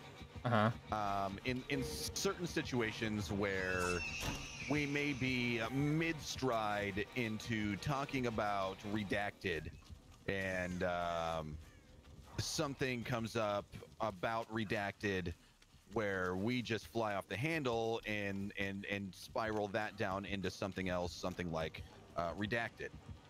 And when people come in during those very unfortunate times for a brand new person, those are the times where I feel like those people will speak up and just be like, "This is not the place for me." Yeah. And I totally get it. I 100% get it. I've learned to accept it, that not everybody in the world is gonna like talking about lewd things. I really highly enjoy those conversations. Those are the ones that I have the most fun with. I think they're the most funny. They can be the most real in some cases, you know, where people will share parts of their life that they wouldn't normally share, you know, in a public type of forum. And yeah, I have a blast. I have a blast with very lewd conversations. I think they're hilarious. That probably lends to a lot of like pretty interesting conversations when you don't put because a lot of people put limits on that kind of stuff, right? They'll be like, "Oh, don't mention these things in my chat and don't say these words and yada yada." Yeah, there's some places that I'm not welcome to anymore because of that. All right, perfect, cool. Well, that's I guess that's an easy decision, you know, on who you're deciding to watch. Yeah, I mean, it's not all I talk about, but I definitely don't shy away from those conversations because I think they're fun. Oh my heart. Who's this person that's about to miss 3 skill checks in a row? I don't know, but this nurse has been chasing me for years. Abandoned ship! My heart's erasing. My heart's erasing. I hear it. Have you ever tried to maybe do a co-op with someone and they're like, "Nah, not my style"? No, I haven't. But to be fair, I don't generally enjoy co-oping. When I stream, I prefer to engage my chat one-on-one most of the time. And so I'll find myself putting off co-op things quite a lot. And not to be rude to the person, like there are some times where I fully intend to. I definitely want to co-op with somebody, but I don't have as much fun with it most of the time, or at least I didn't. Since Among Us has become so popular, and I've done multiple co-op streams with 9 other people. I've come to grow on me. I now enjoy more co-op style streams. It bothers me sometimes that when you co-op stream with another person or multiple people, your attention is split in so many different ways that it's hard to give everybody the proper amount of attention. Yeah, no, I totally get that. Have you ever co-opted with someone that had just like bad stream manners? Where they don't mute when they're talking to their chat, so like they're thinking follow, subs, whatever, and everyone that's co-oping with them hears it. Do you ever? Yeah, but it's never really bothered me. I feel like that just kind of comes with the territory. If you're going to be co-oping with another streamer, I mean, there inevitably is going to be times where they're going to be talking to their chat, and there are times where I'm going to be talking to my chat. And if I'm going to have a lengthy conversation, or I want to talk about a topic or something, then I'll mute out. But yes, I have been in those circumstances, but it's never bothered me. Okay. There's a lot of times one of the best things that I've seen people do is before they even, I keep dropping my item and I don't know why. So I don't know where to go. Try and look up. So if you look up in the sky, the generators that are completed are bright lights. They're, completely full flashing. The ones that are not still have like blinking lights. You got to try and find one of those. We have one generator left. In the sky? So yeah, I mean the lights are tall, right? So the generators have lights above them. So you're looking like towards the sky to see the higher altitude, higher elevation lights, right? I didn't know that was a thing, but I have a homie chasing me right now. Yeah. One of the best things that I've seen people do is even before getting on a co-op, they'll kind of discuss that. They'll be like, okay, hey, how do you like to stream? What's your style? Do you care if people mute? Do you not care? What's, that kind of thing. So I know people that co-op together and they just share in all the hype, like one person gets a sub and all 4 of the people that are streaming together cheer it on and all that stuff. And that's pretty cool. Yep. How are you doing over there? Are you still getting chased? My heart's pumping. Okay. I don't see anybody. I don't know, but I hear the heart beating, and I'm just running for my dear life. Biscuits, I'm getting chased, so you're good wherever you are. Oh, I see the light. I see the I saw the light. Here it is. This is it. This is where we do it, you guys. This is where we do it. My heart's bumping. Uh-oh. Did you just walk by me, actually? That's okay with me. Keep going. Yoink. Repair faster!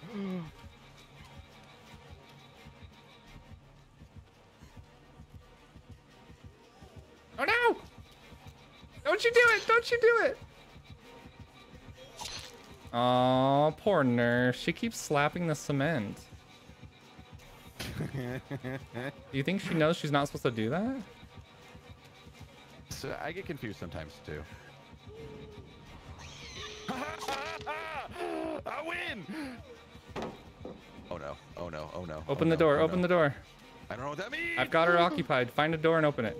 I'm running towards Just something. find an edge of the map and then follow it until you find the door. Wow, okay. Okay, here's a person. Here's a person next to a door holding down a lever. This makes my heart happy. Okay. I'm gonna get knocked down. But will you get up again? No. Never gonna keep me down. Oh, she'll keep me down. What is that? Oh, there's like the spider legs are over the thing, the generator. Is it like a Michael Scott situation? I don't know what that means. Spider face?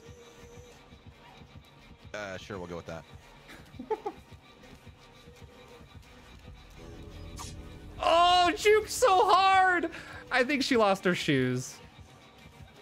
This isn't the door that's open! Oh, no!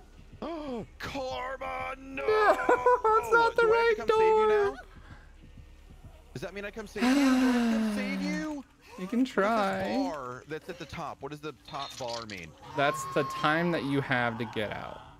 I would say run over here. There's a door that's right by me. Maybe try and work on that door while he gets me off the hook. Or if he runs her around, you can come get me off the hook. You're good now. They went to the door. She went to the door. Run, run, run. Come get me. Come get me.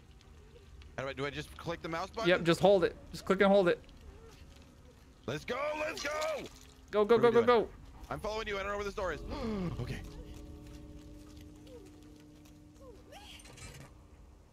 All right. My You ready? heart. You ready?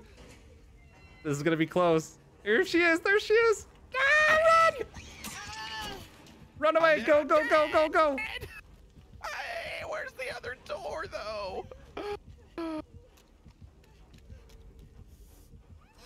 Oh, no. I'm gonna die. I'm gonna die. Don't die. This door's open. Come back. I don't know where back is. Where are you? Where did you go? I don't know. Circle around, priest. Oh, I found it. I Go, found run, it. run, run, run, I'm run. running out. I'm doing it. Run, priest, run. Ah, you're a hero. We did it. I hate this game so much. Oh, that was so good. I'm shaking. I'm actually shaking. That was so good. Do you see why I like this game? Oh, it gets the adrenaline pumping. It's good. Is that a good thing? It's a good thing. My heart is gonna give out on me, and I. Oh my goodness. It's a good thing. Oh, that killer, that poor killer. That poor killer. All right, last question before we get to Q&A. Mr. Priesty. Yes, sir. What should I ask you that I just don't know enough to actually ask? What's something no one's ever asked you that you think is an interesting thread to pull on? Oh, this is one of those situations where I really should have prepared beforehand.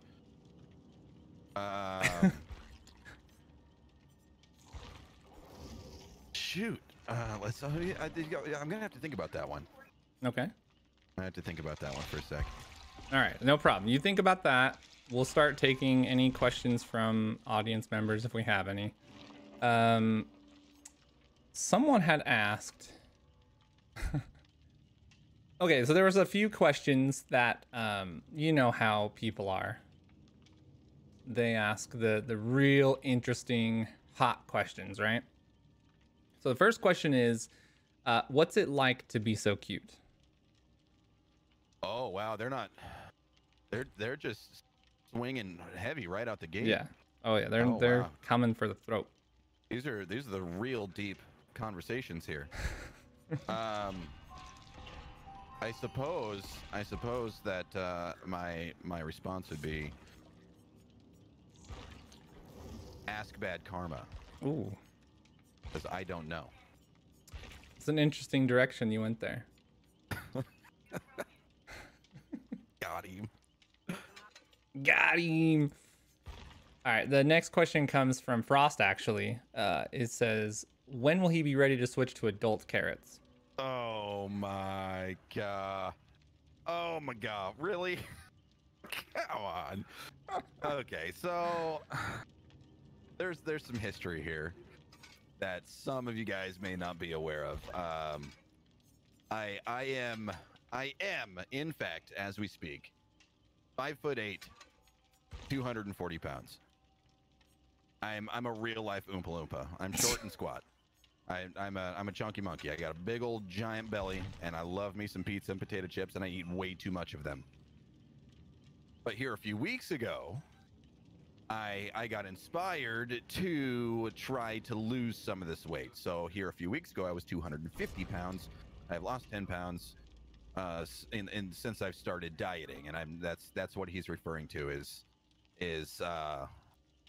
my first few weeks I went very, very hard at dieting, and I was very stringent, very, very strict, where my dinner here late last week was a plate of baby carrots. which is where, when we were playing Among Us the other day, my buddy hopped in, and his name was BB Carrots. Because it became very, very memey very, very quickly. Oh, yeah. That my entire meal had consisted of nothing but baby carrots. That was the whole meal. That was the whole thing. Not even other vegetables, just baby carrots. Like, so I had other vegetables and fruits and stuff at like that I could have gotten, but that would have required me to get up out of my chair and go get different vegetables and or fruits. Mm-hmm.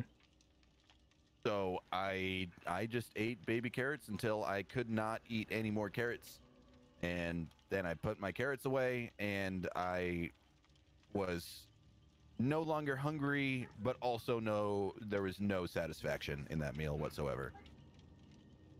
There's none. Yeah, I don't see how you could. I do not suggest eating a plate of baby carrots for dinner. Not even dipping sauce for it. No ranch, no flavorful anything. With the way that I was the way that I was treating myself, I was very, very strict. I was very strict with myself, and I felt guilty. Honestly, I felt guilty if I was gonna try and start using sauces and stuff to try and add some flavor to it when I was trying to, lose weight. I've since gotten a little bit lax on it, and I've eaten, some pizza and stuff on the DL a couple of times. On the DL. On the DL, yeah. Do you sneak down at like 2 a.m. and just like eat a cold piece of pizza that's left over? Honestly, one of the times that I ate the pizza was because I was making my kids food, and I opened the fridge and there was leftover Papa Murphy's in there, and I was just like, heck it. That's just a trap. It's a trap. To heck. And so I put it in the microwave and I ate all of it. Yeah. After, I get my kids some too, but it was there. It was definitely there. How do you say no? You can't say no to that. You can't say no to that. All right. Here's a quick hitter. What games did you play immediately before starting to play Borderlands? So before Borderlands, I was huge into Destiny. Primarily Destiny 1. I played Destiny 1 almost exclusively for 2 years, with maybe a little bit of Diablo 3 thrown in here and there. That. But I loved that game. I had a passion for that game, so much so that so I was a hunter main. My wife was also a hunter main, and we were expecting a child at one point, who is now a 3-year-old child. But before he was born, and we were trying to think of names. He has 2 middle names, which is not uncommon for our family. Is it Hunter? It is not Hunter. There's not even an X in there. There's not Hunter X Hunter either. That would have been sick. But he has 2 middle names, and one of those middle names is in fact Hunter. Nice. That's cool. It took direct inspiration from Destiny, but was funny because my wife went into preterm labor, and he was actually born on the day that the Destiny 2 beta got released to the public. And my wife and I were both looking forward to playing the Destiny 2 beta, and instead we were in a hospital while she was giving birth to our youngest son. Right. And at the time, because he was born 6 weeks premature, which was very, very scary. He was born with a hole in his lung. His lung wasn't fully developed yet and everything. So it was very, very scary, and the doctors weren't sure if he was going to make it. But he did, and he's healthy now. But because of the timing, being born on the Destiny 2 beta release, we didn't have a name picked out for him yet. We were still trying to debate. My wife and I, we couldn't decide. We couldn't decide on a name and agree on a name. And we had a couple in the wings that were just kind of waiting. Excuse me, sorry. That were just kind of like, we thought we had 6 more weeks to be able to deliberate and finalize a name. And then it was time. It was, and then he was there. He was there. Boom. It was time to go. and boom, we had to think of a name like right then and there, and we picked the one that we agreed on the most. We were still like, we weren't dead set on it at the time, but that was the one that we both liked, and that's what we decided to name him. And for his middle names, we were just like, he took my middle name, so I have one singular middle name, and he took that and then Hunter also. That's pretty cool. That's a cool story. It was a very scary time. Very, very scary. Actually, I was living at the hospital throughout that 6-week duration while he was in the NICU. And we were trying and praying and hoping that he was just going to make it. I am not unfamiliar with that. Not with my own, but my nieces and nephews. So I have two nephews, one niece, but the two oldest are twins. And when they were born, they were triplets. They were 4 months premature. And there was a whole lot of hospital living for the early parts of their lives. Hannah. That is outrageous. Yeah, it was pretty crazy. What do I do with a toolbox? You can usually right-click on the generators to speed up your repair time. You can also sabotage hooks with them, but that's not really worth doing because they just respawn. Oh, that's a scary floaty hair lady. Yeah, oh my, that's the spirit. The spirit in the sky. She just wants to say hi. I need someone to heal me. I don't know where you away, are. which is nice. Wait, I can sabotage a hook? I don't even know Yeah, what that but it means. Oh my God. respawns, so it's not really worth doing. Not really worth doing. Oh my God, this music is freaking crazy.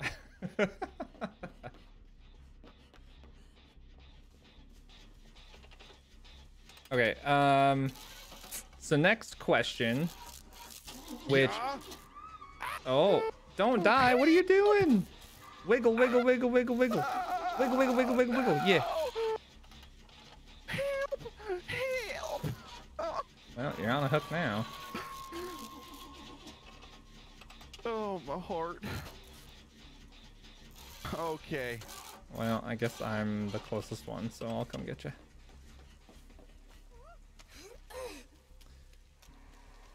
Oh no, she's coming. Where's she at? I'm sweating. I am sweating IRL. This is dumb. All right, when I get you, I need you to stay still. Oh, my dog. Oh, my dog.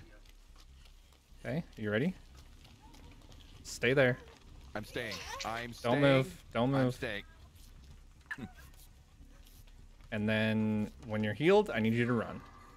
Uh-huh. Run, run, run, run, run, run, run.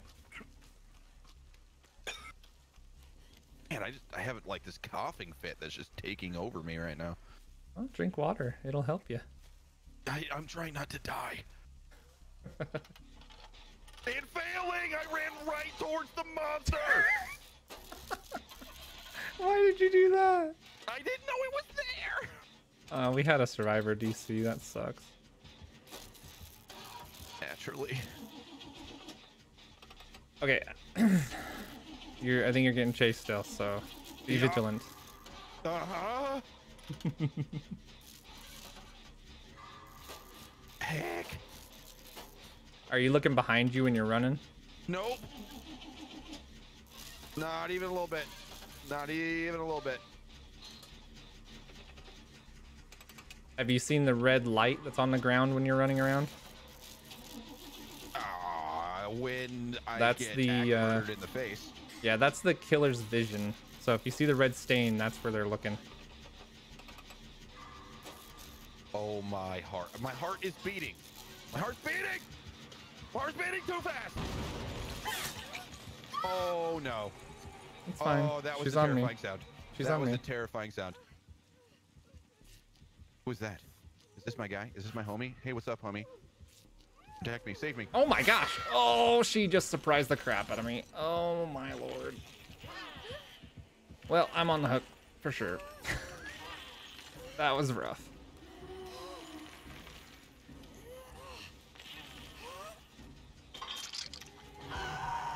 Just finish that wow. How close is that generator you guys are by? How close is it to being repaired? Not. Yeah. Oh, yeah. Less than halfway. She's coming your way. She's fast.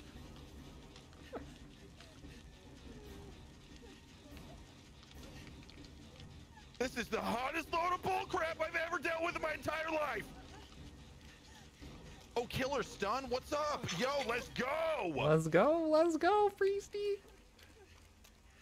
You wreck nerd. Bob and weave, bob and weave. Oh, this is too open. This is too open of an area. I'm dead. Oh, Gina. Your chat better be making the most clips out of everything right now. No, what? I'm through the window. Are you floating on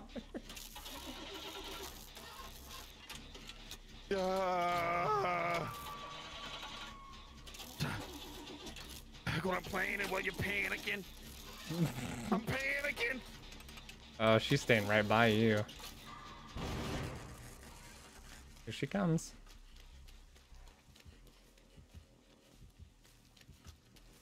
Heck. All right, you're gonna run with me as soon as I get you. I'm not running anywhere. I'm trying not to get eaten by the Hey, spider's hook come on, come on, thingy. come on, come on, come on, come on, run, run, run, run, run, run, run. Okay. Okay. We're alive. I'm alive. One more time. I'm dead. I'm super dead. I'm gonna be dead as dead. Deader than a dead. Deader than a dead. Oh my dog. Oh my dog. I'm freaking out over here. Okay. Okay, now what? Come over here. Cleanse this totem. What does that mean? What does that do? So there are things called hexes, and they use those totems to cast the hexes. That's a dull totem, meaning it's not lit up. If you see one lit up, it means the hex is active. Well, if we... some are active at the beginning of a match, and some are active with certain parameters, like the end of the match. One might go active from being dull, which really sucks, because there's one called No One Escapes Death. And that's the one that will one-shot you when the doors are opened. I don't like that. No. I don't like that one tiny, So if you tiny bit. find the totems and you cleanse them all before the end of the match, then there's no chance for that no-ed to proc. Very good. Very good. I apologize in advance for missing my things. Don't you do it. Oh boy. Oh boy. Oh boy. All right. You ready for the next question? Nope. No, not yet. Not yet. Not yet. I'm freaking out. The amount of cheek clenching action that's happening right now is kind of ludicrous, not gonna lie. Luda. My back hurts. My back hurts because I'm so tense.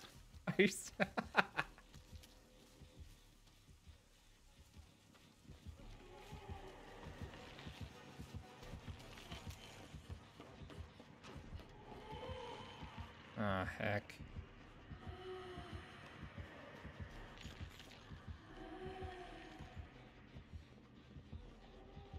Okay, okay, hit me with a question. What you got? What you got for me? All right.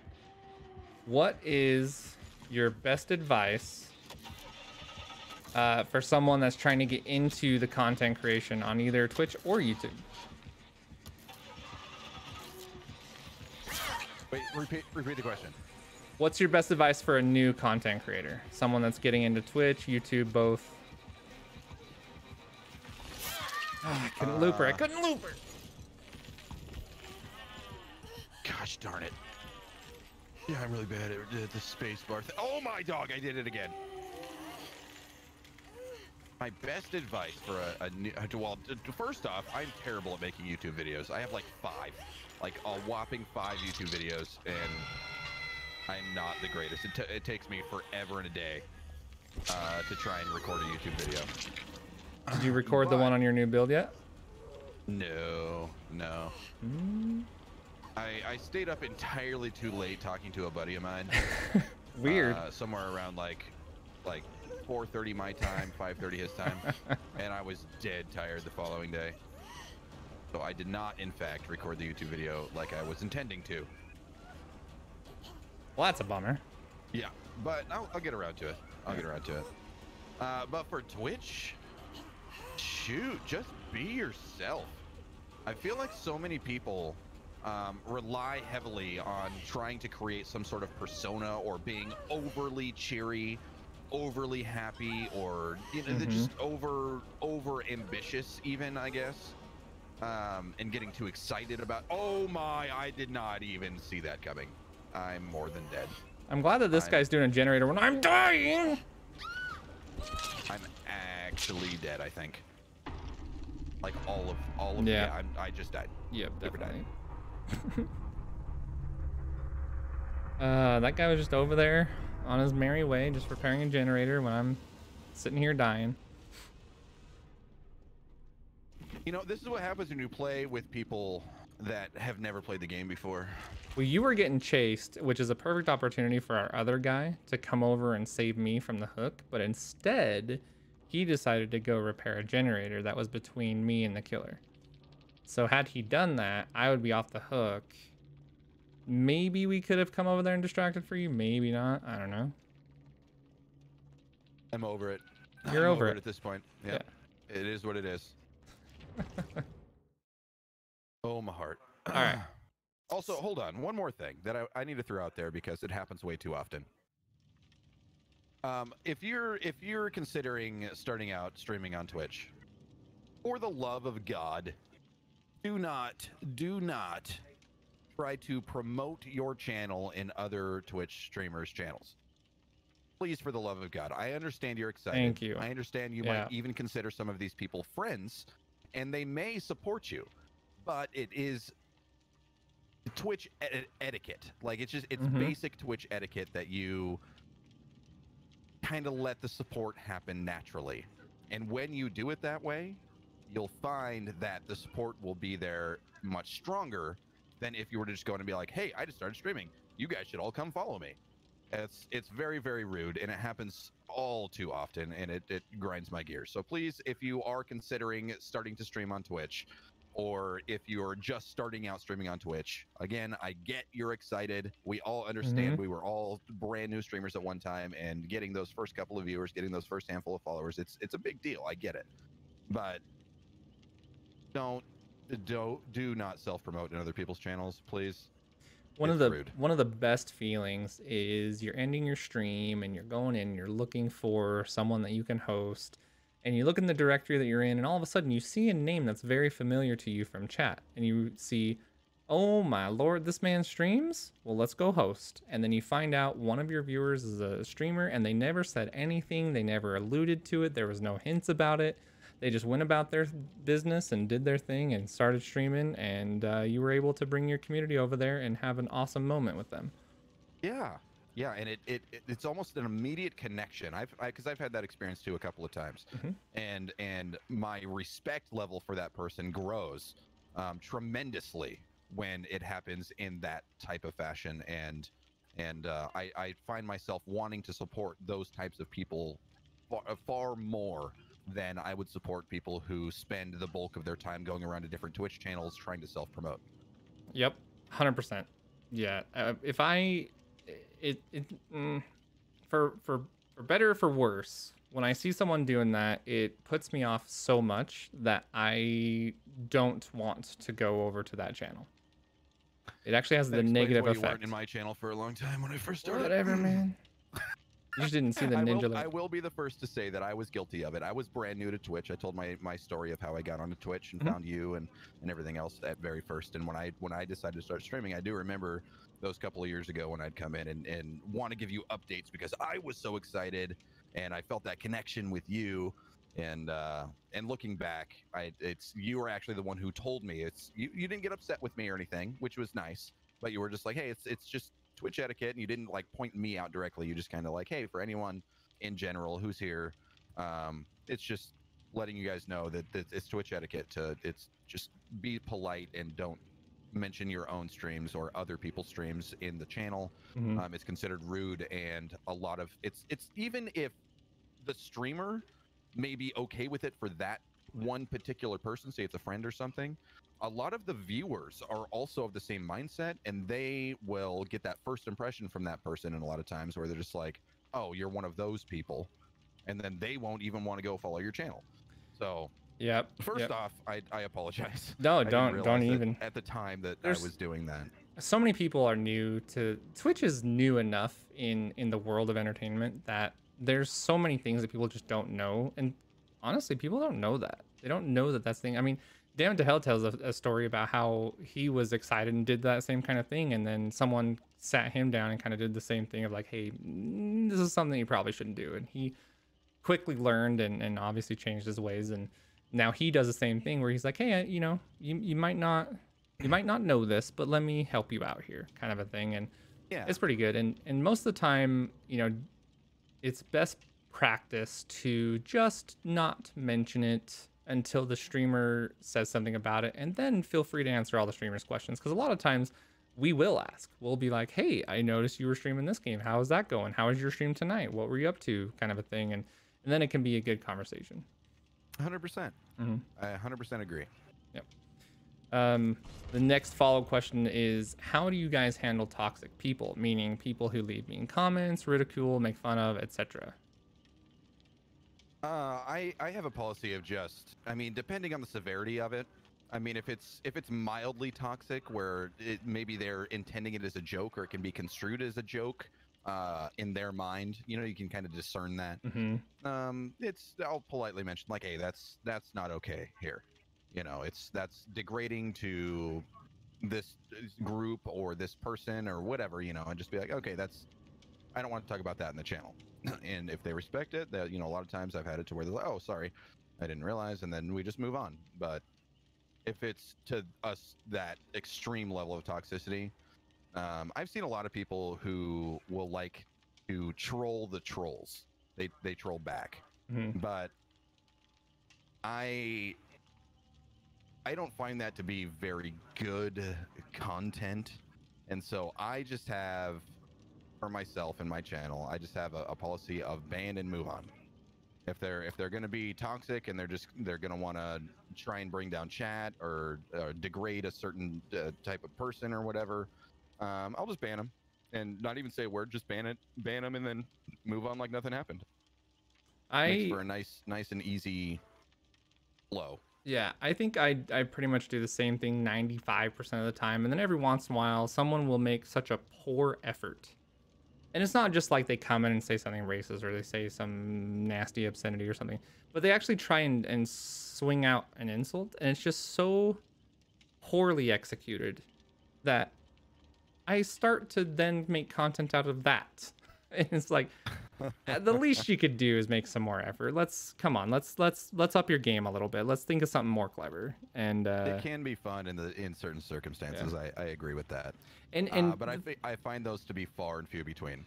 Yeah, that's true. And there have actually been times where I didn't ban someone and instead talked to them as a person, and they turned their attitude around and actually became a viewer. And I thought that was pretty cool. That's happened to me a couple times. Not very often. It's pretty rare. But I think the just ignore, ban, and move on policy is a pretty good one. I've never had that happen. That's actually pretty neat that would happen that way. Yeah, it's pretty cool. So if they don't come in and, you know, just throw out something racist, if it's something racist or like hyper sexist or just something extremely offensive, then I will just immediately ban. They're not worth the time. But if they just come out and say some weird, lame insult like, hey, you're bad at this game, or, you know, something dumb, and then I might take the opportunity to actually like talk to him for a second and see how they handle it. And if they are, you know, decent and they handle it pretty well, you might have a chance to turn them around. And then if they're not, then you just end up banning them anyway. But, you know, you gave them a chance. I like that. I like that idea. Let's see. Someone wants to know how you like your eggs. What? Okay. Well, this is okay. So this might be a little bit of a twist then. This would go back to one of those questions of what should you ask that maybe you don't know to ask. Yeah. And so I'm going to answer it. Is that I don't like breakfast foods. I don't like it. I don't like eggs. I mean I like. Well, bacon. that's the show. We gotta. Time to wrap it up. I'm not a big fan of eggs. I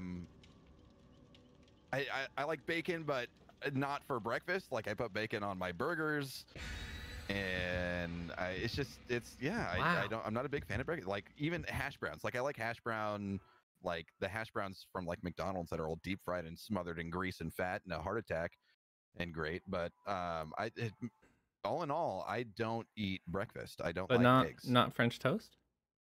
I don't like French toast. Wow. French toast, waffles, pancakes, none of that. So what about cereal? I do enjoy cereal, but who doesn't like cereal? I mean, that's you a gotta bowl like of sugar. that's an all day meal.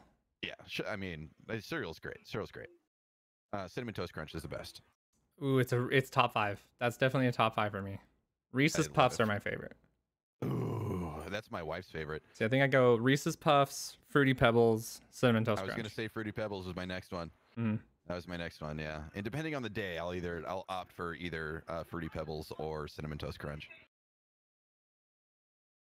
Yeah, that's pretty good. Someone wants to know how we take our steak. How do you take your steak? Oh no. Oh Priesty, no. What are you gonna say? Are we gonna have words? Yeah. Okay, let me guess. Medium well done with ketchup on it. No. Okay, well then we're not gonna fight. I don't really like steak all that much either. Well, that's okay. There's a reason for that. I've been spoiled with some very good steaks in my life. Mm-hmm. And my personal conviction is that if I have to use any sort of dipping sauce for my steak, then it's not a good steak. Yep, exactly, 100%. I don't want to have to mask the flavor, because the I've had like 2 or 3 good steaks in my life, and they've been phenomenal. They're very, very, very good, but they were cooked so well, and so they were just perfect enough to where I ate it, I enjoyed it. It was tender, had amazing flavor, and I didn't have to dip it or season it or mask the flavor in any way, shape, or form whatsoever. And so that's my basis for steak. Mm-hmm. If my steak is not on that level, then I just would rather eat something else. No, fair. That's fair. I think that's great. There's no problem with that whatsoever. See, I don't have a problem with anyone who just doesn't like a certain type of food, or just maybe like that. You like it, you just like it a certain way because it's got to be good. You like the good quality versions. Yeah. Totally fine. The ones that I do have a problem with is when people won't try a food and they claim they don't like it. Like, well, how do you know?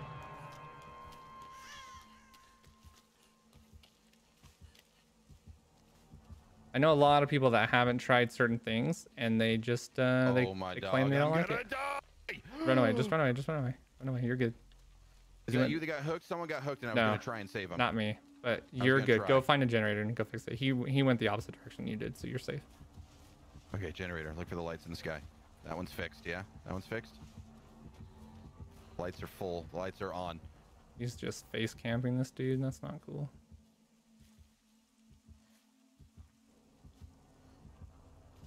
If you were a generator, where would you be?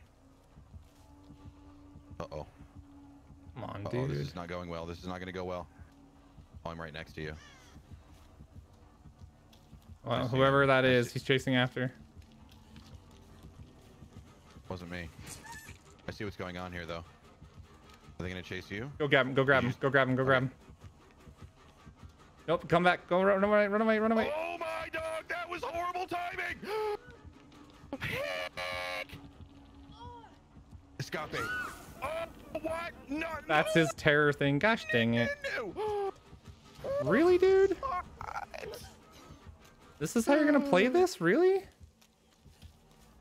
This is absolutely Chase me! Chase me! He won't do it. I'm so mad at him right now.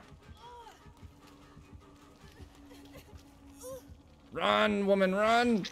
Run away, run away! Karma, why would you pick this game?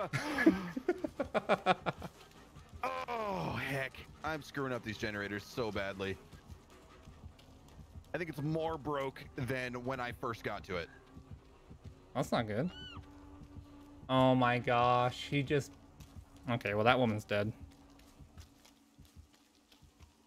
Not great. Is that like strats or is he playing like crummy? Ooh, the killer? Yeah. It's just a dirty strat. It's a strat, it's effective, it's just a gross one. We call it, it's called face camping. So here's how like the basic strategy of this game works, right? So our objective is to get the generators done as quickly as possible so we can escape. The killer's objective is to get everyone on the hooks and kill them as fast as possible, right?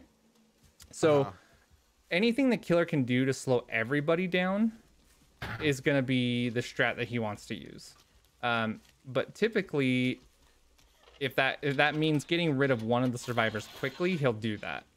Or getting multiple people on the hook at the same time. Chasing people, but a lot of killers will cut off chases if they're going too long, that kind of thing. So most of the time, oh crap. Most of the time when a killer is focusing on one person, the other three people the other three people will fix generators and it'll actually cost them. I'm dead, I'm dead, I'm dead! Help! Help!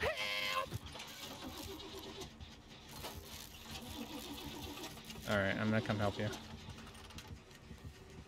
How did he not? What? Keep going that way. Keep going that way. Keep going. Turn to your right. No, left, left, left, left, left. Left, that's the other right. Oh no. Oh man, you guys. Oh, my heart. Oh, my real life heart. I need nicotine.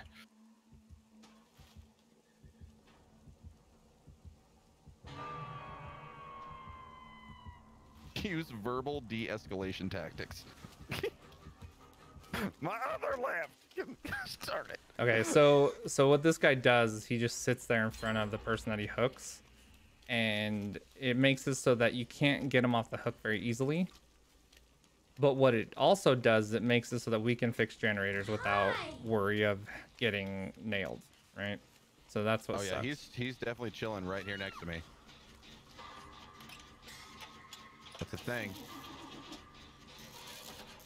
Oh wait, so you were talking about the red light. And yeah, that, like, it's the red stain that's on the ground. Yeah, that's his direction of where he's looking. Run, run, run. Oh my gosh. Oh my lord. He paid the price for that one. Just get away, just get away. You're not gonna be able to do a whole lot to help them.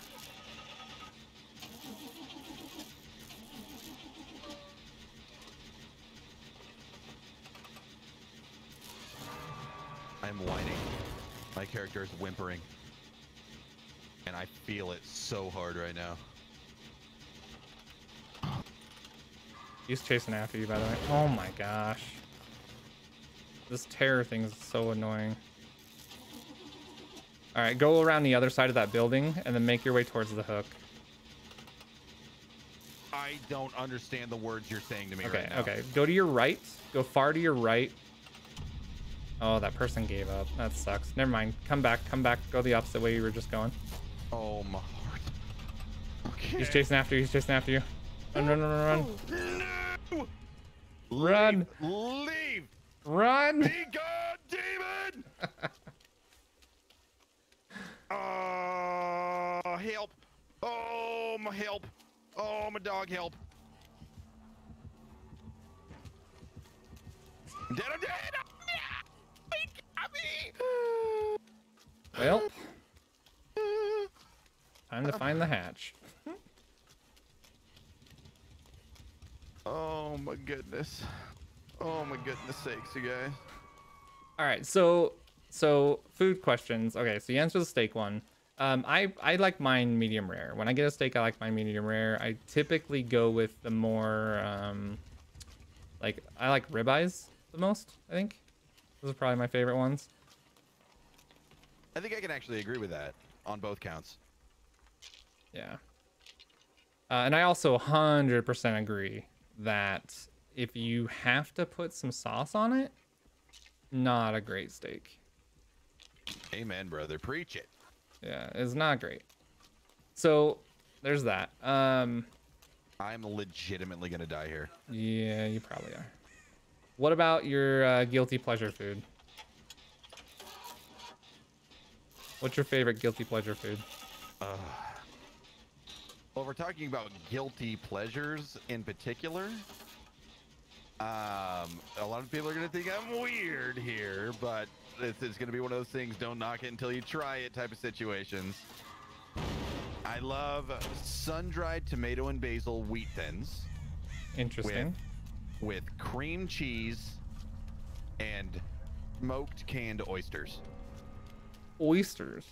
Oysters, yeah. Smoked You oysters. were going so well, Yeah. and then you threw the oysters out there and you lost me. Well, I'm letting you know right now, it's a lot better than you may think.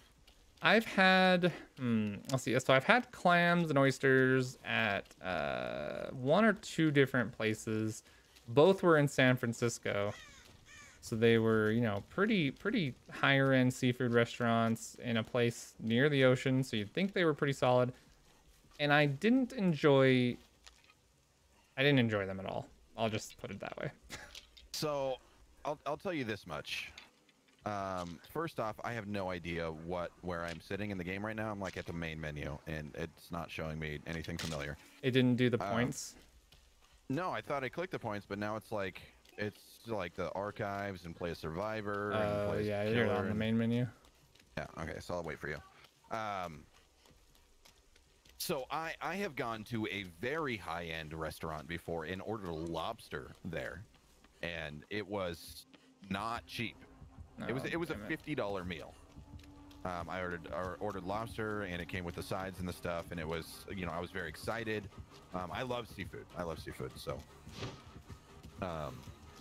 and lobster is fantastic. I've had lobster in the past, just like home cooked. But this one at this restaurant was terrible. It was miserably bad, and I didn't even want to finish it. And I paid $50 goddamn for this stupid thing. Obviously I'm salty. Yeah, I bet. I was very upset because it was my birthday. It was my birthday dinner. I had chosen the restaurant, and I chose the most expensive meat dish on the menu, and it turned out to be disgusting. I don't know how they prepared it or where they got that lobster or whatnot, but it was horrendous. And so I'd venture to say that you can't really judge your entirety of what you like and dislike seafood wise based on a restaurant that you went to, because it can vary. The way you can cook it varies so drastically. That's true. That's definitely true. Your guilty food with your oysters. Guilty. Yeah. Okay, so that's what I was gonna say was when I had first, it was actually somebody else who I was working with who was eating this for lunch at one point. I was many years ago, and I was working at a temp agency, and I didn't know these people very, very well. And I had just met this guy, just started, and for his lunch, that's what he pulled out was sun-dried tomato and basil wheat thins with cream cheese and a can of smoked oysters. And I looked at him, and I looked at him eating this stuff, and I was like disgusted at first. I was just like, there's no way that this person is actually eating this right now. But then he said the same thing to me though. Don't knock it until you try it. Like, do you just want to try one cracker? And I'm like, you know what? I will try it. I will give it a go, and I will make my final decision after putting some of that in my mouth. And it was good. I took that first bite and I was like, oh wow, whoa, that is way better than I expected it to be. And then a day or two later, I actually went to the store and bought my own smoked oysters and wheat thins and cream cheese, and I started bringing that for lunch for the following week.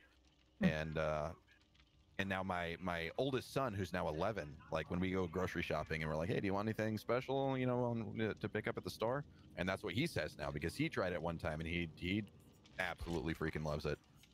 Well, I'll be willing to try it. I'll say that. I'm definitely willing to do that. Do I have to get another invite from you? How does this work? So, okay, it's telling me that you are in a lobby. Or in a match. What it's telling me. That's good. So, hit play as survivor real fast. Uh-huh. There we go. Oh, there we go. Okay, there it is. Okay, so then the next question we got this one and one more, and then we'll call it there. The one is, when did you know? What was your defining moment that really sealed the deal that being a content creator was for you? Like, after you started streaming, you tried it out. What was the definitive moment that was where you said, yeah, I can do this. I can do it well. I'm having fun with it. I'm going to keep doing it. Well, I still never go down the path of I can do this well. I shouldn't say never. I mean, I'm confident in my ability to entertain. But I don't know that there was really a defining time. Like, it wasn't just a light switch. It was kind of a build up, if you will. Like, I tried out my very first stream, and I remember my first stream. And if I'm not mistaken, my very good friend known as BadKarma on my very first stream actually raided me. Oh, that guy must be sick. Oh, he's beautiful man. Highly suggest. ! Multi in my chat right now. If you guys don't know BadKarma, go drop him a follow. And so my first stream, and I mean, we went into how I took you as inspiration. So obviously I looked up to you, and I was new to this, and Twitch was still a kind of a new place and a new realm, and it was a whole new venture. So having you, of all people, raid me on my very first stream, it was an honor and very exciting, and everyone was dropping follows, and there was just, I mean, it was great. It was just such an amazing experience for my very first stream. And you know, that I guess that could probably be that moment. If I did my first stream and nobody showed up, that's what I was expecting. I was expecting 0 viewers, maybe one person to cruise through, maybe, and just say, hey, you know, are you new to the game or whatnot, you know? So yeah, I guess that was it. It was that time where I actually got to experience this community aspect of what it's like to be a content creator and have people come in and follow and chat, and you know, I was living my expectations for long-term content creation was right there on my very first stream, where you brought the community over, people stayed and they chatted, and I was making friends, and I was playing a game that I loved. So my very first stream was Borderlands 2, and it's just it was just such an incredible feeling. And then awesome. It built from there, and my personality developed. I started actually after a few months of streaming, I started reacting or acting and reacting to people IRL differently because of my reactions from people over the internet. Where normally I was, you know, up until that point I was very sheltered. I'm a hermit, you know, I don't like to leave the house, so I don't get a whole lot of interactions with people, and I'd shut down in front of confrontation and everything, and everything else. And it was almost like a life building confidence booster type of situation where After interacting with people online, I was able to interact with people IRL a little bit better. That's cool. That's really cool. Pretty cool. Yeah, that's awesome. I think that's kind of a similar moment for me when I had been doing it for, I don't know, 2 or 3 months probably, and the only people I got to watch was just people I knew, friends, and then I was actually doing a 24-hour stream for Trials of Osiris back in Destiny 1, and it was on the moon map First Light. And my buddy and I were playing in the same office. We were actually doing like a LAN party thing at his the company that he worked for. And it was cool because Tefty Teft, I don't know if you know Tefty at all, but I know the name. He rated me with like, I don't know, 800 people or something. Holy Hannah. It was insane. And I had like 2, maybe 3 people watching at that point. And because of that host, I had some really good friends that stuck with me, and some people that I know now that I consider to be pretty good friends were part of that host. And so I think that was the moment where it was like, yep, this is pretty darn awesome. That's really cool. That was pretty cool. Speaking of friends, I can honestly tell you that I have met some of the most genuine, kind-hearted, selfless, giving, and just all-around incredible people here on Twitch. People that will be lifelong friends. And it's 100%. It blows my mind that random strangers on the internet, you know, I mean, everyone's a stranger at some point, right? But I mean, just like, nobody's obligated to click on your channel.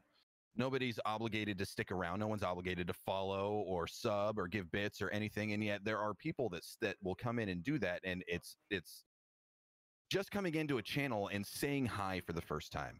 Mm-hmm. You know, it can be a little bit intimidating, especially if you're familiar with Twitch and you have kind of your core group of people that you like to watch or hang out with as a viewer. Venturing out into a different channel is, I mean, it's scary sometimes for people, you know, that it's a realm that they're not used to. You know, they connect initially from a game that you might be playing that they enjoy, and it can grow into such a phenomenal and a genuine friendship. And some of my best friends who will be lifelong friends, I've met here on Twitch, and it's such a cool feeling. Yeah, I've had a lot of those same kind of experiences where I've met. I actually, I think I hang out more with people from either Twitch that I've met or from work than any other aspect of life. I can agree with that. Yeah, that's pretty great. So that's a really cool thing, especially when you just get it organically too. Like you stumble across someone else's stream that's really cool, and you just get talking, or they come in and host you, or you know, something like that. It's pretty cool. Or maybe you both just enjoy the same stream and you watch it together. Yeah, I've made friendships in other people's channels also, just from being a member of those people's communities. Mm-hmm. Yeah, yep. Especially in this Borderlands community, it's a pretty tight community. There's a lot of really great people, and it's easy to really enjoy the company of the other people in the community. We're being pursued. Yes, we are. I'm running. Run away. Yes, we are. So one of the last questions we have is, you can see me. Rod, you're gonna get hit with an axe. Hi. Do you like that lullaby? What? No. What? Escaped? What? He was just behind me. So good. So one of the last questions we had was, what game fully got you into hardcore gaming, like all the time gaming? I think we talked about that a little bit. We touched on it. It was Final Fantasy VII. That was the one? That was the one. That was the defining. I mean, up until that point, I had played games like on a Super Nintendo. I had played my other PC games, but it was more just kind of like casual. Like I enjoyed just playing video games But I fell in love with Final Fantasy VII, and I fell in love with the story and the play style. So when I was my early hardcore quote unquote gaming experiences have been with RPGs. I was almost, I wouldn't say strictly an RPG gamer, but I looked more for RPG style games than I did any first person shooters or platformers or roguelites or anything else. It was definitely, the RPGs stole my heart, especially with Final Fantasy VII. Yeah, I can agree with that. It's such a dang good game. It's so good. It's really the story. I'm big on stories for games. Like if you got good lore and it's got a really good story that just kind of grabs you and you know, you kind of get that emotional connection to the main story characters or whatnot. Those games are the ones that really stick with me, you know. Mm-hmm. Yep, I'm totally with you on that. The emotional connections that you get from those are just, and then you think back on it fondly and you've got all that nostalgia, and it's just great. It's great. I love, there's a handful of those kinds of games, and a few of them are Final Fantasy games in the series, whether it's 7, 8, 10, whatever. And then some of them are like Metal Gear Solid 2 was one, and some of the old retro games that I played with family, like I was talking about, you know, Super Mario Brothers from way back, and Super Mario World, and Donkey Kong Country, and those. Ooh, that guy got hooked. Okay, so I think this killer has a perk called Barbecue and Chili. And what that means is that whenever they hook someone, they can see where everyone is on the map for like 3 to 5 seconds. I can't remember the exact time. Oh no. So the way that you avoid that is either be in close proximity for when they hook it, because it's outside of the immediate radius, and or you can be inside of a locker. If you get inside a locker before the hook happens and stay in there for a good 5 seconds, they can't see you while you're in that locker. Okay, good to know. Is there a game that ever made you cry? Yes. If you would have asked me here last month, I would have said no. Oh, it was recent. Yeah. It was Borderlands 3. Oh, actually. Because okay. the Borderlands franchise has been a favorite of mine for many years. I started in Borderlands 1, then I played 2, then TPS, and most recently 3, and then I got accepted into the creator team, and I'm obsessed with Borderlands. It's my all-time favorite franchise, alongside Final Fantasy. Okay, that happened. What's going on? I'm dying. I'm being chased. I'm being shot at. Hello. Well, it's not really a shot. It's a throw. It's a something. It's a something. They're just chucking hatchets at you. It's fine.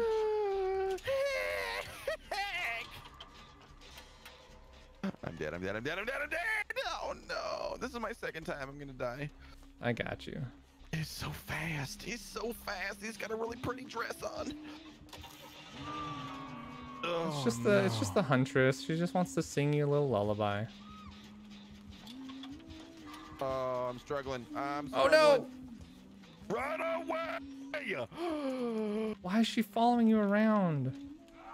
Oh my gosh. Okay. Oh, when she goes to pick this guy up and takes him to a hook, I'm gonna come get you, and then we're gonna go rescue him. Or I'm gonna go rescue him. You're gonna go off somewhere and heal.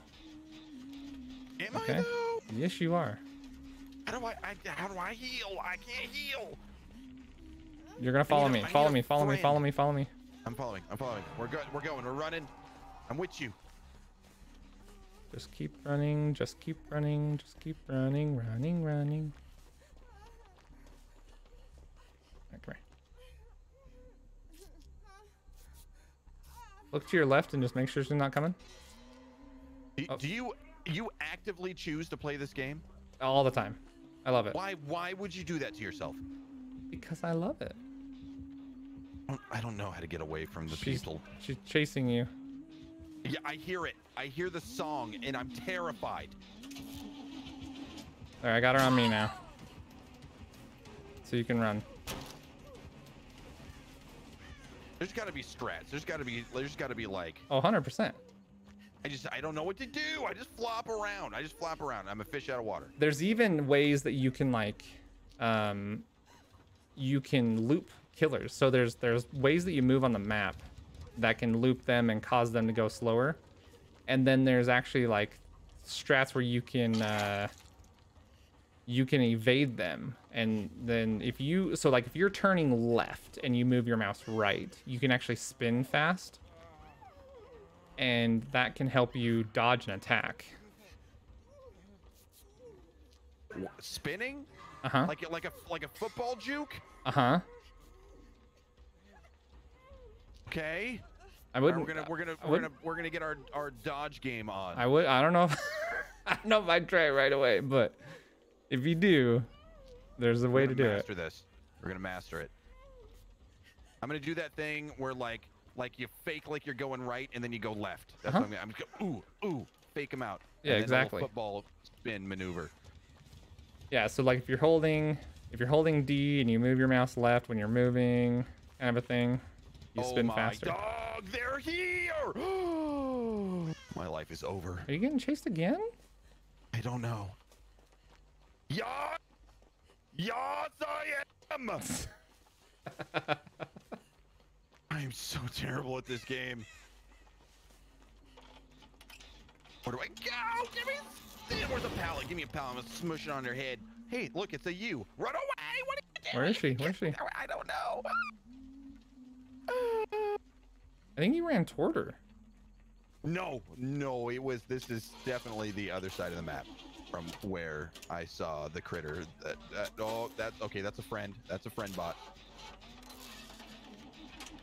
Okay, we need to go to mechanic school before we come into these scary games. Yeah, this is taking way too long.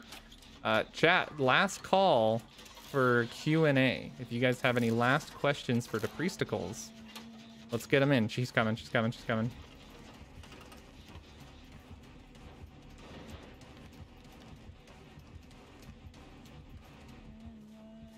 Just keep going the direction that you ran.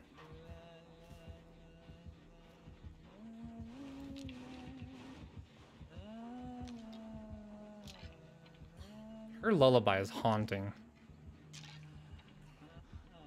It should not be a thing.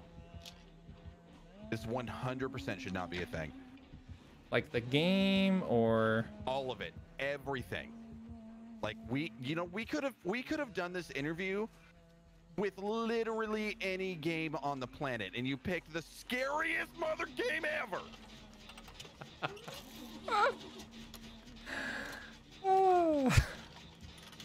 It's just a little bit of pressure is all. My eyeballs hurt because they're open too long. Oy. Run away from where we were if you're near there. I don't know where I am. Like that's the truth. I hear the song. I'm freaking out. I literally have no idea. That's accurate. That is 100% legitimate right now. What's one movie or comic book or book that you would want made into a video game? Ooh. Cool. Wow, that's a good one. Mm-hmm.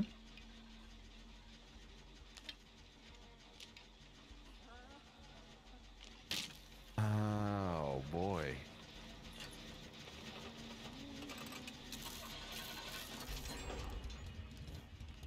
Are you hurting, bud? I don't know. I'm wigging out. And I'm also trying to think. I'm just trying to save this dude because he's randomly hurt. Oh yeah, she's gonna come get us. I'm not doing anything. How did she not see us? What? She's blind, bro. Not when I'm around. Not while I'm around. You ever watch Sweeney Todd? Oh, a long time with ago. Johnny Depp. Yeah, I was only halfway paying attention. That's a so great I don't really know a movie. whole lot about that one. I love that movie. I remember it being mildly disturbing. That's about as far as it went for me. Let's see. Game. Okay, comic book. Oh, that's right. There was a question. Movie. Forgot about that. Or book that would be made into a game. There's a lot of fictional stories that I would love to see made into a really good quality game like The Witcher was. She's coming. See, every time Biscuit eater. So I'm trying to think, and the majority of the the films or books or something that I would like to be made into games have already been made into games. Oh, my heart. Oh, my heart. Someone asked, why is Priest always the first to die in Among Us? That's a great question. I wish I had the answer to that one.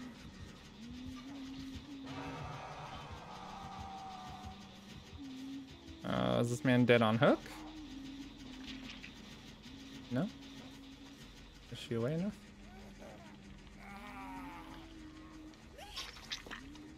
Run away, dude, run away! I don't know where I'm going. Not you. But where are you? You know, that song! I'm running back and forth in the same area because every time I try to go venture out, I get too spooked. That's pretty funny. We're gonna 3-gen ourselves here. That's gonna be unfortunate. We're gonna what now? So the maps are spread out in a pretty symmetrical pattern. So you can tell if you're on one, yeah, if you're on one generator, you can probably bet that there's gonna be another generator on the opposite side of the map. Oh my gosh, she's blind. Oh my gosh. So if you do like all the generators on one side of the map, you've now made it so that all of the generators that are not done are on a single side of the map, and the killer's gonna have a lot easier time finding you and killing you. So you try and like spread out the ones that you've completed. Unfortunately, we have literally only done the ones on this side of the map. Don't run that way! Don't run that way! This is scurry. This is so scurry. Wait, what are you doing over there? I'm cleansing a totem. Oh, he's coming! He's coming! He's like Dude, right behind you! She's blind. Look, she's not. Look at this, dude! Keep running, keep running, keep running. Oh my! Why am I the bait? You know what? Actually, I should be the bait. I should be the bait because I'm not contributing anything else. Well, did she see you? That's you know, it seemed that way. It seemed that way. And now I don't actually know. All I know is that if I get hooked one more time, I am DED dead. Okay, all right, all right. If you had to lose one of your senses, which one would you choose?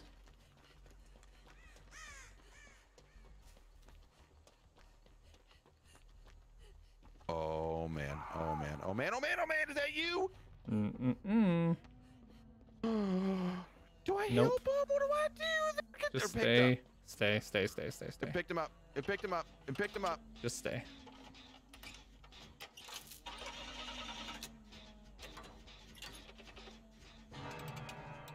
Oh, no thank you. That person's dead on hook. That's why I said stay.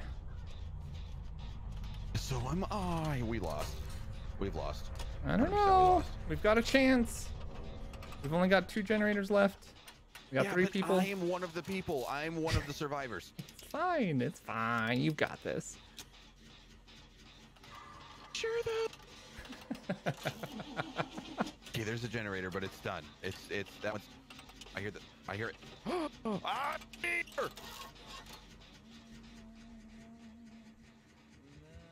I'm running.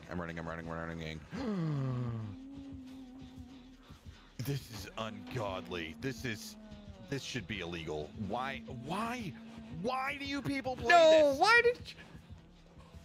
What just happened? Are you serious? You know, it would be really great if I could like find a generator. Just fix the generator. Fix it. I got her interested in me. Oh, here's one. I said, hey, how you doing? I bought her a coffee. We're vibing. This one's not even. Oh, this one's not even close to being done. Oh, she hit me with that. Come on. Ooh, I got a skill check. Hey, look at me doing things, huh? Oh no. Don't you dare hit me with that. Aha, sucker. Run away. Oh no, I messed up. I messed up. Dang it. What is she doing? She's just looking at me? That's rude.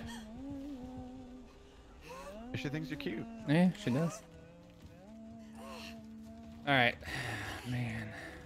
All right, you guys got time. Just fix the generator that you're on. If you're on one. I am on one, but Killer Magoo is headed my direction. Ah, heck! Really? Where are you? I don't see Oh my you. god, I just screwed up 2 things in a row and oh, my heart. Now she's coming to you. Now she's coming to you. Yop, yop. Where's our other person? You know, that would be good. That would be good to know. Where's our third person? I need a rescue. Karma! It's okay, priest. You sure? Just keep running. Just keep running. Oh, she's coming right to this hook. Okay, come get me, come get me. Hurry, run, run, run, run, run. Oh, dang it, my struggle phase started.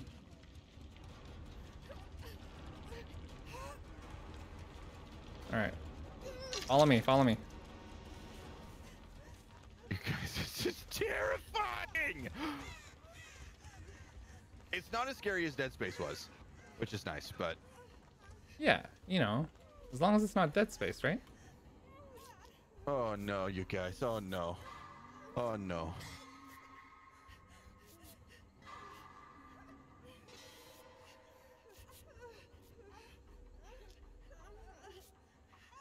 What is our third person doing?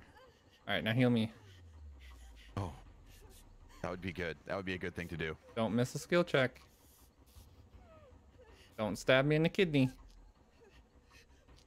Well, maybe you shouldn't have kidneys. Oh, You I did. it. You did it. Sorry, kidney. I'm so sorry. All right, she's gonna be coming this way. Oh, Okay, yeah, it's fine. It's fine. You know, it's cool. All right, split up.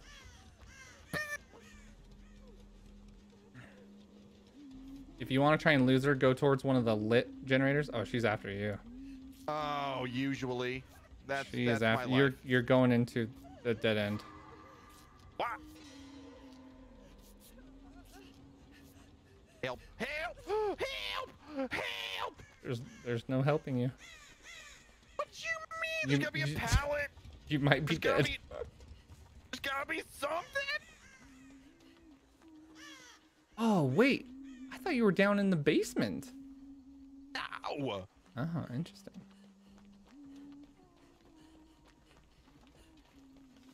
All right, just keep looping her around.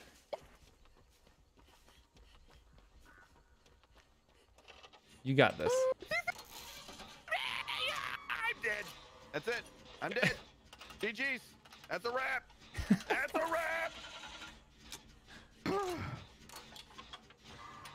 Oh no. Yeah, that's a dead on hook, isn't it? Yep. I think our last person is hiding in a locker. Just chilling? I think so, because I can't see them when my perk activates, which means they have to be in a locker. And they've been in there a really long time. I think they're just hiding in there to be the last one alive, just to find the hatch. Wait, so the hatch only does things. You can only do the hatch when you're the last one alive? Yeah. Mm-hmm. It'll spawn on the map when you've got, I think when you hit 3 generators, but it won't open until you're in the final phase of the game, which is when you're the last survivor or the doors have been opened.